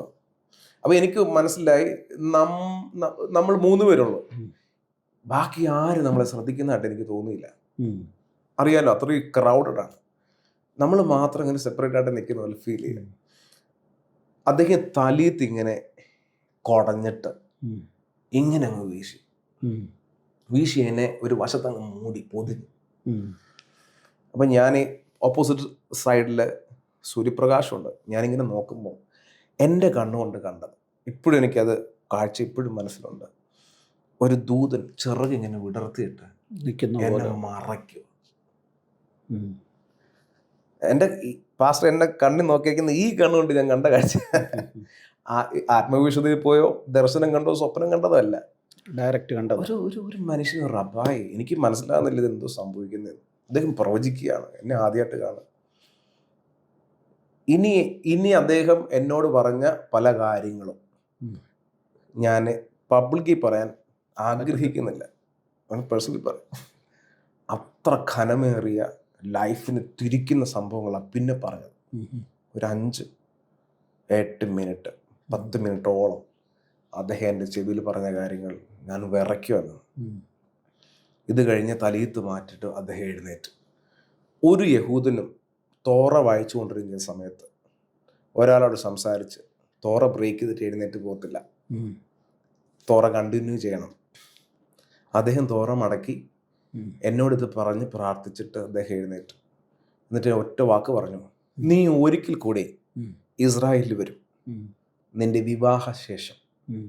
അന്ന് നീ എവിടെയാണോ വരുന്നത്, ഞാൻ അവിടെ വന്ന് നിന്നെ കാണും. ഈ വാചകം ഇപ്പോഴും എൻ്റെ മനസ്സിൽ കിടപ്പുണ്ട്. അദ്ദേഹം, ഞാൻ നേരത്തെ പറഞ്ഞില്ലേ, യഹൂദന്മാർ തോറ വായിക്കുന്ന സ്ഥലത്തേക്ക് ഇദ്ദേഹം ഓടി മറയുക. ഈ പ്രാർത്ഥിക്കുന്ന സമയത്ത് എൻ്റെ കൂട്ടത്തിൽ നിന്ന് ഒരു സഹോദരൻ ഒരു ഫോട്ടോ എടുത്തു, ഒരു ഫ്രെയിം, നല്ലൊരു ഫ്രെയിം ഫോട്ടോ എടുത്തു. അതെൻ്റെ കയ്യിൽ ഇപ്പോഴുണ്ട്. ഒരു സാക്ഷ്യത്തിന് ദൈവം തന്നതാണ്. ഞാൻ ഓടി എൻ്റെ പാസ്വേഡ് പറഞ്ഞു, പാസ്റ്ററെ, ഞാൻ പ്രാർത്ഥിച്ച പ്രാർത്ഥനയ്ക്ക് കൃത്യമായി പ്രൊഫസി പറഞ്ഞ ഒരു റബായെ കണ്ടു, ഒരു മനുഷ്യനെ കണ്ടു, പ്രവാചകനാ, നമുക്കിന്ന് കാണാൻ പറഞ്ഞു. അപ്പം പാസ്റ്റർ പറഞ്ഞു, മോനെ ഒരു സാധാരണ ഇവിടെ നടക്കുന്ന സംഭവം, എവിടെ എന്തെന്ന് ചോദിച്ചു. അദ്ദേഹം പറഞ്ഞു, നമുക്ക് പോകാൻ സമയമായതുകൊണ്ട് പറഞ്ഞു, നമുക്ക് രാത്രിയിൽ വരാം, രാത്രി എന്തായാലും ഞാൻ പ്രാർത്ഥിക്കാൻ വരുന്നുണ്ട്, നമുക്ക് ഒരുമിച്ച് വരാം. അന്ന് ബെത്ലഹേമില്ല നമ്മൾ റൂം അറേഞ്ച് ചെയ്തിരിക്കുന്നത്. ചെന്നിട്ട് രാത്രി നമ്മൾ കുറച്ച് അഭിഷിക്തന്മാർ, പാസ്റ്റേഴ്സ് മാത്രം, അതിൻ്റെ കൂടെ ഞാനും ഉണ്ടായിരുന്നു. അപ്പോൾ പാസ്റ്റർ തലയത്തും ബൈബിളും എല്ലാമായിട്ട് പ്രാർത്ഥിക്കാൻ പോയി. ഏഞ്ചലിക് വിസിറ്റേഷൻ എന്ന അദ്ദേഹത്തിന് വലിയ സംഭവമായിട്ട് എനിക്ക് തോന്നിയില്ല, കാരണം അദ്ദേഹത്തിൻ്റെ ലൈഫിൽ ഉണ്ടാകുന്ന സംഭവം ആയതുകൊണ്ടായിരിക്കാം. ഞാൻ ഇതുകൊണ്ട് ഈ ഫോട്ടോയും കൊണ്ട് നടക്കുക. അവിടെ നിൽക്കുന്ന സെക്യൂരിറ്റിയോട്, അവിടുത്തെ ജീവനക്കാരോടൊക്കെ ഞാൻ ചോദിക്കുക, ഇന്ന് വൈകുന്നേരം ഞങ്ങൾ ഇദ്ദേഹത്തെ കണ്ടതാ, ഇതൊരു പ്രവാചകനാണെന്ന് തോന്നുന്നു, we are coming from India, ഞങ്ങൾ നാളെ തിരിച്ചു പോകും, ഞങ്ങളെ കണ്ടാലേ പറ്റുള്ളൂ, അദ്ദേഹത്തെ കാണാൻ കഴിയുമോ എന്നൊക്കെ ചോദിച്ചു. ഒരു ചെറുപ്പക്കാരനാണ്.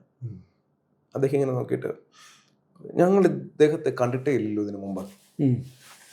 അങ്ങനെ പ്രായം കൂടിയ ഒരു വ്യക്തിയോട് ഇദ്ദേഹം ഈ മൊബൈലും കൊണ്ട് പോവുക, ഞാൻ കൂടെ പോവുക. ഇദ്ദേഹം ഇവിടെ ഉണ്ടെന്നാണ് പറയുന്നത്, ഇദ്ദേഹത്തെ കണ്ടു എന്ന് പറയുന്നു, താങ്കൾ കണ്ടിട്ടുണ്ടെന്ന് പറയാം. ഒരിക്കലും, ഞങ്ങൾ വർഷങ്ങളായിട്ടുള്ള ജോലി ചെയ്യുന്നത്, ഒരിക്കലും ഞങ്ങൾ ഇദ്ദേഹത്തെ കണ്ടിട്ടില്ല. 2, യഹൂദന്മാരുടെ ധാരണ ശൈലിയല്ല ഇതിനകത്തുള്ളത്, ഡ്രസ്സിങ് സ്റ്റൈലേ അല്ല.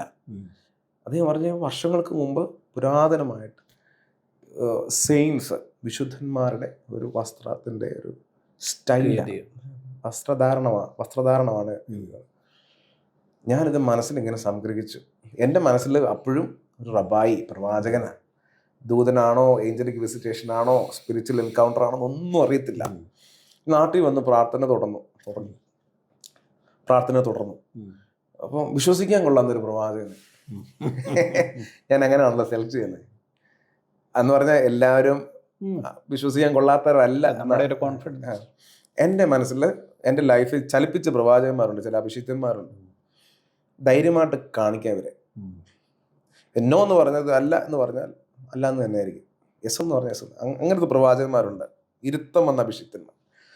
കാണിച്ചപ്പോൾ അദ്ദേഹം പറഞ്ഞു, മോനെ, ഒന്നുകിൽ ഇത് ഏഞ്ചലിക് വിസിറ്റേഷൻ, ഏഞ്ചലായത്, അല്ലെങ്കിൽ ഈ അബ്രഹാം, മോശ എന്നൊക്കെ പറയുന്ന, എലിയ എന്നൊക്കെ പറയുന്ന പോലെ മുമ്പെങ്ങോ വിശുദ്ധനായി മരിച്ചടക്കപ്പെട്ട അല്ലെങ്കിൽ എടുക്കപ്പെട്ട വിശുദ്ധനായ ഒരു വ്യക്തി നിനക്ക് വേണ്ടി പ്രത്യക്ഷനായതാണ്, ദൈവം അയച്ചിട്ട്. ഇത് രണ്ടിൽ ഏതോ ഒന്നാണിത്. എന്തുവായാലും ഇതൊരു എൻകൗണ്ടറാന്ന് പറയും.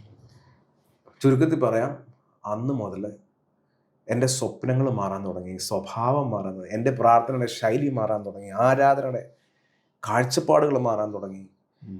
സാക്ഷിയാകുവാൻ വേണ്ടി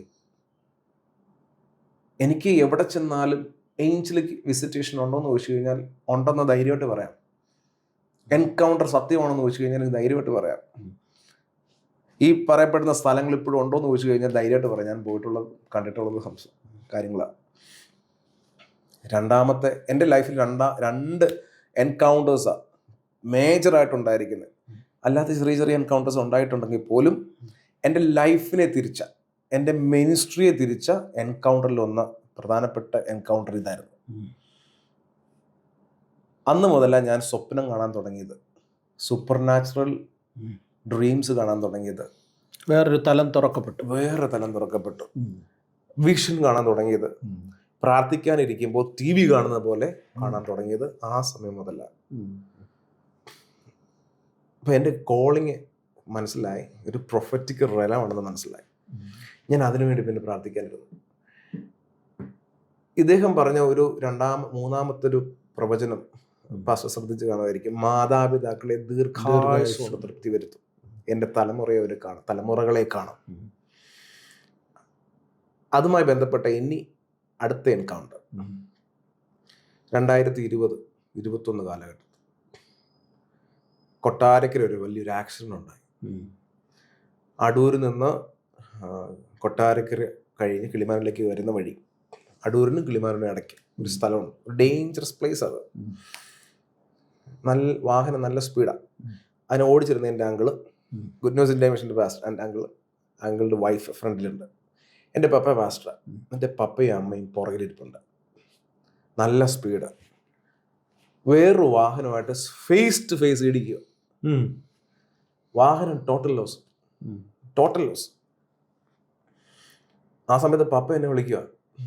ഞാൻ കിളിമാനൂരായിരിക്കേണ്ട സമയത്ത് എന്നെ വിളിക്കുക. മോനെ, ഒരു ഭയങ്കര ആക്സിഡന്റ് ഉണ്ടായി. അമ്മ വേറെ വണ്ടിയല്ല, അങ്കിള് ആൻറ്റി വേറെ ഏതോ വണ്ടിയല്ല, ഞാൻ വേറൊരു വണ്ടിയല്ല, പോയിക്കൊണ്ടിരിക്കുക ഹോസ്പിറ്റലിൽ. അപ്പം ഞാൻ ചോദിക്കുക, ആൾക്കാർക്ക് ബോധമുണ്ടോ, സംസാരിക്കുന്നുണ്ടോ? നമ്മുടെ എന്താ പറയുന്നത്, നില വിട്ട് നിൽക്കുക. പപ്പ സംസാരിക്കുന്നുണ്ട്. ഒന്നും അറിയത്തില്ലെന്ന് പറഞ്ഞു, എല്ലാം ബ്ലാങ്കാന്ന് പറഞ്ഞു. ഞാൻ അറിയത്തില്ല, ഒരു 10-15 മിനിറ്റ് 20 മിനിറ്റിനകത്ത് ഞാൻ കൊട്ടാരക്കര വിജയാസ് ഹോസ്പിറ്റലിലെത്തി. കൊട്ടാരക്കര വിജയാസ് ഹോസ്പിറ്റലിലെത്തി. കാഷ്വാലിറ്റി നോക്കിയപ്പോൾ 3 പേര് കിടക്കുക. പപ്പയെ അന്വേഷിച്ച് പറഞ്ഞു ICU കയറ്റിയിട്ടുണ്ടെന്ന് പറഞ്ഞു. ഞാൻ കാണുന്ന കാഴ്ച, ഏറ്റവും അറ്റത്ത് അമ്മ കിടക്കും. അമ്മയുടെ ഇവിടെ ഇങ്ങനെ മുറിഞ്ഞിട്ട് തുറന്ന് ഒരു ഞരമ്പ് പൊട്ടി, ഒരു മെയിൻ ഞരമ്പ് പൊട്ടിയിട്ട് ഇങ്ങനെ ബ്ലഡ് ഇങ്ങനെ ചീറ്റിക്കൊണ്ടിരിക്കുക. പെട്ടെന്ന് ഡോക്ടേഴ്സും നഴ്സസും വന്നിട്ട് അതിനെ ഉള്ള ശുശ്രൂഷ ചെയ്തുകൊണ്ടിരിക്കുക. പെട്ടെന്ന് അവന് വെയിൻ കെട്ടുകയോ എന്തോ, സിസർ വെച്ച് എന്തോ സംതിങ് ബ്ലോക്ക് ചെയ്തു, ബ്ലഡ് ബ്ലോക്ക് ചെയ്തു. രക്തത്തിൽ കുളിച്ച് കിടക്കുക, സാരി മുഴുവൻ രക്തത്തിൽ കുളിച്ച് കിടക്കുക. 2 കൈ 2 സ്ഥലത്ത് പൊട്ടി ഒടിഞ്ഞു, മുറിവുണ്ട്, എല്ലാവരും ബ്ലഡിൽ കിടക്കുക. വല്ലാത്തൊരു അന്തരീക്ഷം. ഇപ്പോഴത്തെ ആൻറ്റി കിടക്കുക, ഇവിടെ ഒരു ഓപ്പറേഷൻ ചെയ്യാനുള്ള സെറ്റപ്പ്, ഇവിടെ എല്ലാം ഒടിഞ്ഞു. അങ്കിളിൻ്റെ കാര്യമാണ് ഏറ്റവും മേജറായിട്ട് കിടക്കുന്നത്. അങ്കിൾ ഇതുപോലെ ഓടിച്ചിരിക്കുന്ന അങ്കിള് ഇടിയുടെ ആഘാതത്തിൽ ഇവിടുത്തെ എല്ല് 2ആയിട്ട് പൊട്ടി ഇങ്ങനെ ഇരിപ്പുണ്ട്, ഒടിഞ്ഞിങ്ങനെ ഇരിപ്പുണ്ട്. ഇവിടെ വാരിയിൽ പൊട്ടി, വാരിയിൽ ഒടിഞ്ഞിട്ട് ലങ്സിന്റെ അവിടെ വന്നിങ്ങനെ തൊട്ടിൽ വന്ന് നിൽക്കുക. അനങ്ങിയ പോയി. കഴുത്തിന്റെ ഇവിടെ ഏതോ കണ്ണി മാറി, കഴുത്തൊടിഞ്ഞു എന്ന് വേണം പറയാൻ. എന്നെ കിടത്തിരിക്കുക, നിശ്ചലമായിട്ട് കിടത്തിയിരിക്കുക, സെഡേഷൻ കൊടുത്ത് കിടത്തിയിരിക്കുക, അനങ്ങാൻ പറ്റത്തില്ല. ശരീരം മുഴുവൻ റെഡ് കളറാണ്, ചതഞ്ഞിട്ട്. ആൾക്കാർ ചോദിക്കുന്നത്, ആ വണ്ടിയുടെ ടോട്ടൽ ലോസാണ്. വണ്ടിയുടെ കോലം കണ്ടിട്ട് ആൾക്കാർ ചോദിക്കുകയാണ് എത്ര പേര് തീർന്നെന്നാണ് ചോദിക്കുന്നത്. പക്ഷെ ആരും മരിച്ചു പോയിട്ടില്ല, എല്ലാവർക്കും ബോധമുണ്ട്. അങ്കിൾ ഇതുപോലെ സഡേഷൻ കൊടുത്ത് കിടത്തിയിരിക്കുക. പാസ്റ്റർമാരൊക്കെ വരുന്നു, പ്രാർത്ഥിക്കും, പ്രാർത്ഥന. അവിടെ ഒരു മരണ ഭീതി ഇങ്ങനെ തളം കെട്ടി കിടക്കുക. ആൾക്കാരൊക്കെ വരുന്നു. ഞാൻ അമ്മയുടെ അടുത്ത് നിൽക്കുക, കരയുന്നുണ്ട്, നമ്മുടെ കൈ പിടിച്ച് നിൽക്കുക. അമ്മ ആ സമയത്ത് അന്യഭാഷയിൽ കിടക്കുക, അന്യഭാഷ പ്രാർത്ഥിക്കുക. ഒരു 5 മിനിറ്റ് കഴിഞ്ഞു. പാസ്റ്റർ വിശ്വസിക്കാൻ പറ്റുമോ എന്ന് എനിക്ക് അറിയത്തില്ല. പാസ്റ്ററും എനിക്ക് പരസ്പരം കാണാൻ കഴിയാത്ത നിലയിൽ ഒരു മേഘം ഇറങ്ങി നിൽക്കുക. വിജയാസ് ഹോസ്പിറ്റലിനകത്ത് കാഷ്വാലിറ്റിയിൽ ആ റൂമിനകത്ത് തിക്ക് പുക, ക്ലൗഡ്. ഹൈ റേഞ്ചിലൊക്കെ പോകുമ്പോൾ ക്ലൗഡ് വന്ന് ഇറങ്ങിയത് പോലെ നിൽക്കുക. ഡോക്ടേഴ്സ് പറഞ്ഞ എല്ലാ എക്യുപ്മെന്റ്സും ഓഫ് ചെയ്തോ, AC ഓഫ് ചെയ്തോ, എന്തോ ഒരു ഷോർട്ടേജ് നടക്കുന്നുണ്ട്, പുക വരുന്നുണ്ട്, എല്ലാം ഓഫ് ചെയ്തിട്ട് ഇത് നിൽക്കുന്നില്ല. കാഷ്വാലിറ്റി എനിക്കറിയാം, ഇതുപോലെ സ്ലൈഡ് ഡോറാണ്. കാഷ്വാലിറ്റി തുറന്നിട്ട് ഈ ക്ലൗഡ് പുറത്തോട്ട് പോകുന്നില്ല, ഇതിങ്ങനെ മതിൽ പോലെ ഇങ്ങനെ കിടക്കുക, അതിനകത്ത് മാത്രം കിടക്കുക. ഞാൻ 2 പ്രാവശ്യം പുറത്ത് വന്നു, അകത്ത് പോയി, പുറത്ത് വന്നു, അകത്ത് പോയി. എൻ്റെ കണ്ണിൻ്റെ പ്രശ്നമാണോ എന്ന് അറിയത്തില്ല. ഞാൻ 2-3 പേരെ വിളിച്ചകത്ത് കാണിച്ചു കൊടുത്തു. ഡോക്ടേഴ്സ് ഞാൻ ചോദിച്ചു, ഡോക്ടർ ഇത് ഇങ്ങനെ സംഭവിച്ചിട്ടുണ്ടെന്ന് നേരത്തെ പറഞ്ഞു. എൻ്റെ ലൈഫിൽ ഇത് ആദ്യമായിട്ടാണ്. പക്ഷേ ഇത് വയറ് ഷോർട്ടേജ് അല്ല, ഇത് വേറെ പ്രശ്നങ്ങളൊന്നുമില്ല. പക്ഷേ ഇതിനകത്ത് നല്ല ഫ്രാഗ്രൻസ്, നല്ല മണമുള്ള പുകയാണ്. ആരും കാര്യം വീണ്ടും അവർ റീസെറ്റ് ചെയ്തു, എക്യുപ്മെൻറ്റ്സ് എല്ലാം ഓൺ ചെയ്തു. ആ സമയത്ത് അമ്മ എന്നോട് പറഞ്ഞൊരു കാര്യമാണ്, ദൈവത്തിൻ്റെ മഹത്വം ഇറങ്ങിയിട്ടുണ്ടെന്നാണ്. അമ്മ പ്രാർത്ഥനയിൽ ഇത് കാണുക, ദൈവ സാന്നിധ്യം 2-3 വട്ടം ഇങ്ങനെ പറഞ്ഞുകൊണ്ടിരിക്കുക. കുറച്ച് കഴിയുമ്പോൾ ഇത് നോർമലായി, പുകയെല്ലാം പോയി, മേഘമല്ല. ഇനി മേഘമാണോ പുകയാണെന്നൊന്നും അറിയത്തില്ല. നമ്മൾ ആ മാനസികാവസ്ഥ വേറൊരു മെൻറ്റാലിറ്റി നിൽക്കുക. ഓരോരുത്തരായിട്ട് ഇങ്ങനെ സ്കാൻ ചെയ്യാൻ വേണ്ടി കൊണ്ടുപോവാം. MRI സ്കാൻ പോകുമ്പോൾ റിപ്പോർട്ട് വന്നപ്പോൾ എല്ലിന് പൊട്ടലില്ല, വാരിയിൽ ഒടിഞ്ഞിട്ടില്ല, കണ്ണിക്കൊരു കുഴപ്പമില്ല. ഈ അങ്കിളുടെ കാര്യം പറയുന്നേ, ഈ ബെൽറ്റ് വന്ന് എറിയതിൻ്റെ ക്ഷതം മാത്രമേ ഉള്ളൂ. അമ്മ റിക്കവറായി. ആൻറ്റി ഓപ്പറേഷൻ ചെയ്തു, സ്റ്റീലിട്ടു. പപ്പയ്ക്ക് സ്റ്റിച്ചിട്ടു. പപ്പയുടെ കാല് മുട്ട് മുതൽ താഴോട്ട് ഇങ്ങനെ തുറന്നു പോയി, സ്റ്റിച്ചിട്ടു. ഇതല്ലാതെ 3 ദിവസം കഴിഞ്ഞ് ഇവരെ ഡിസ്ചാർജ് ചെയ്യുക. അപ്പം എനിക്ക് മനസ്സിലായി, ഞാൻ പ്രാർത്ഥിച്ച 2 കാര്യങ്ങൾ, ഒരു ഏഞ്ചലിക്ക് വിസിറ്റേഷൻ ഉണ്ടാകണമെന്ന് പറഞ്ഞു, ദൈവം അത് കാണിച്ചു. മാത്രമല്ല ആ വിസിറ്റേഷനകത്ത് എൻ്റെ കോളിങ് പുറത്തു വന്നു, എൻ്റെ മിനിസ്ട്രി ഓപ്പണായി. അത് എൻകൗണ്ടർ, ഏഞ്ചലിക് വിസിറ്റേഷനാണ്. ഇത് ഉണ്ടായത് എൻകൗണ്ടർ ഹോസ്പിറ്റലിനകത്ത് വെച്ച് നടന്ന എൻകൗണ്ടർ. മരിച്ചു പോകേണ്ട സ്ഥാനത്ത് എൻ്റെ തലമുറ, എൻ്റെ വിവാഹം നടക്കുന്നതിന് മുൻപ്, തലമുറയെ കാണുന്നതിന് മുൻപ് ഇവർ മരണപ്പെട്ട് പോകുന്നതായിരിക്കാം പദ്ധതി. എന്നോട് ദൈവദൂതൻ പറഞ്ഞത്, എൻകൗണ്ടറിന് പറഞ്ഞത്, അവരുടെ ദീർഘായുസ്സും തൃപ്തി വരുത്തുന്നു. അവർ ലൈഫിലേക്ക് തിരിച്ചു വന്നു, മടങ്ങി വന്നു. മാത്രമല്ല ആ മറുരൂപ മലയിൽ ഇറങ്ങിയ മേഘത്തെ ഞാൻ കാണുകയും ചെയ്തു. ഇതാണ് എൻ്റെ ലൈഫിലുണ്ടായ മേജർ 2 എൻകൗണ്ടേഴ്സ്. ഇസ്രായേൽ ഉണ്ടായതാണ് എൻ്റെ മിനിസ്ട്രിയിലേക്ക് എന്നെ വഴി തെളിച്ച് വിട്ട, എൻ്റെ ലൈഫിനെ തിരിച്ച എൻകൗണ്ടർ. അപ്പോൾ എൻ്റെ ലൈഫിൽ, എൻ്റെ സാക്ഷ്യത്തിലൂടെ എനിക്ക് പറയാൻ പറ്റുന്ന കാര്യം, ഒരു എൻകൗണ്ടർ ഇല്ലാതെ ഒരു സൂപ്പർ നാച്ചുറൽ മിനിസ്ട്രി ചെയ്യാനും പറ്റത്തില്ല. അതാണ്. യെസ്, പാസ്റ്റർ ഷാം മാക് താൻ എങ്ങനെയാണ് ഈ മിനിസ്ട്രിയിലേക്ക് പ്രവേശിച്ചത്, ദൈവത്തിൻ്റെ എൻകൗണ്ടർ, ദൂതന്മാരുടെ സാന്നിധ്യം താൻ അനുഭവിച്ചത് എങ്ങനെയാണ് എന്ന് നമ്മളോട് പറഞ്ഞിരിക്കുകയാണ്. എൻ്റെ പ്രേക്ഷകർക്ക് ഒരുപക്ഷെ ഇത് അവിശ്വസനീയമായി തോന്നിയേക്കാം, അല്ലെങ്കിൽ അത് പൂർണ്ണമായി വിശ്വസിക്കുന്ന ആളുകളും ഉണ്ടായേക്കാം. എന്തായിരുന്നാലും ഒരു വ്യക്തിയുടെ അനുഭവം അദ്ദേഹം വ്യക്തമാക്കിയിരിക്കുകയാണ്. അദ്ദേഹത്തിൻ്റെ പ്രവചനങ്ങളെക്കാൾ കുറച്ചും കൂടെ ഡെപ്തിൽ അദ്ദേഹത്തിനുണ്ടായിരിക്കുന്ന അനുഭവങ്ങൾ അദ്ദേഹം വിശദീകരിച്ചിരിക്കുന്നു. എനിവേ, അദ്ദേഹത്തിൻ്റെ മിനിസ്ട്രിയെ ദൈവം ധാരാളമായി അനുഗ്രഹിക്കട്ടെ. നമുക്ക് അദ്ദേഹത്തെ പ്രാർത്ഥനയിൽ ഓർക്കാം.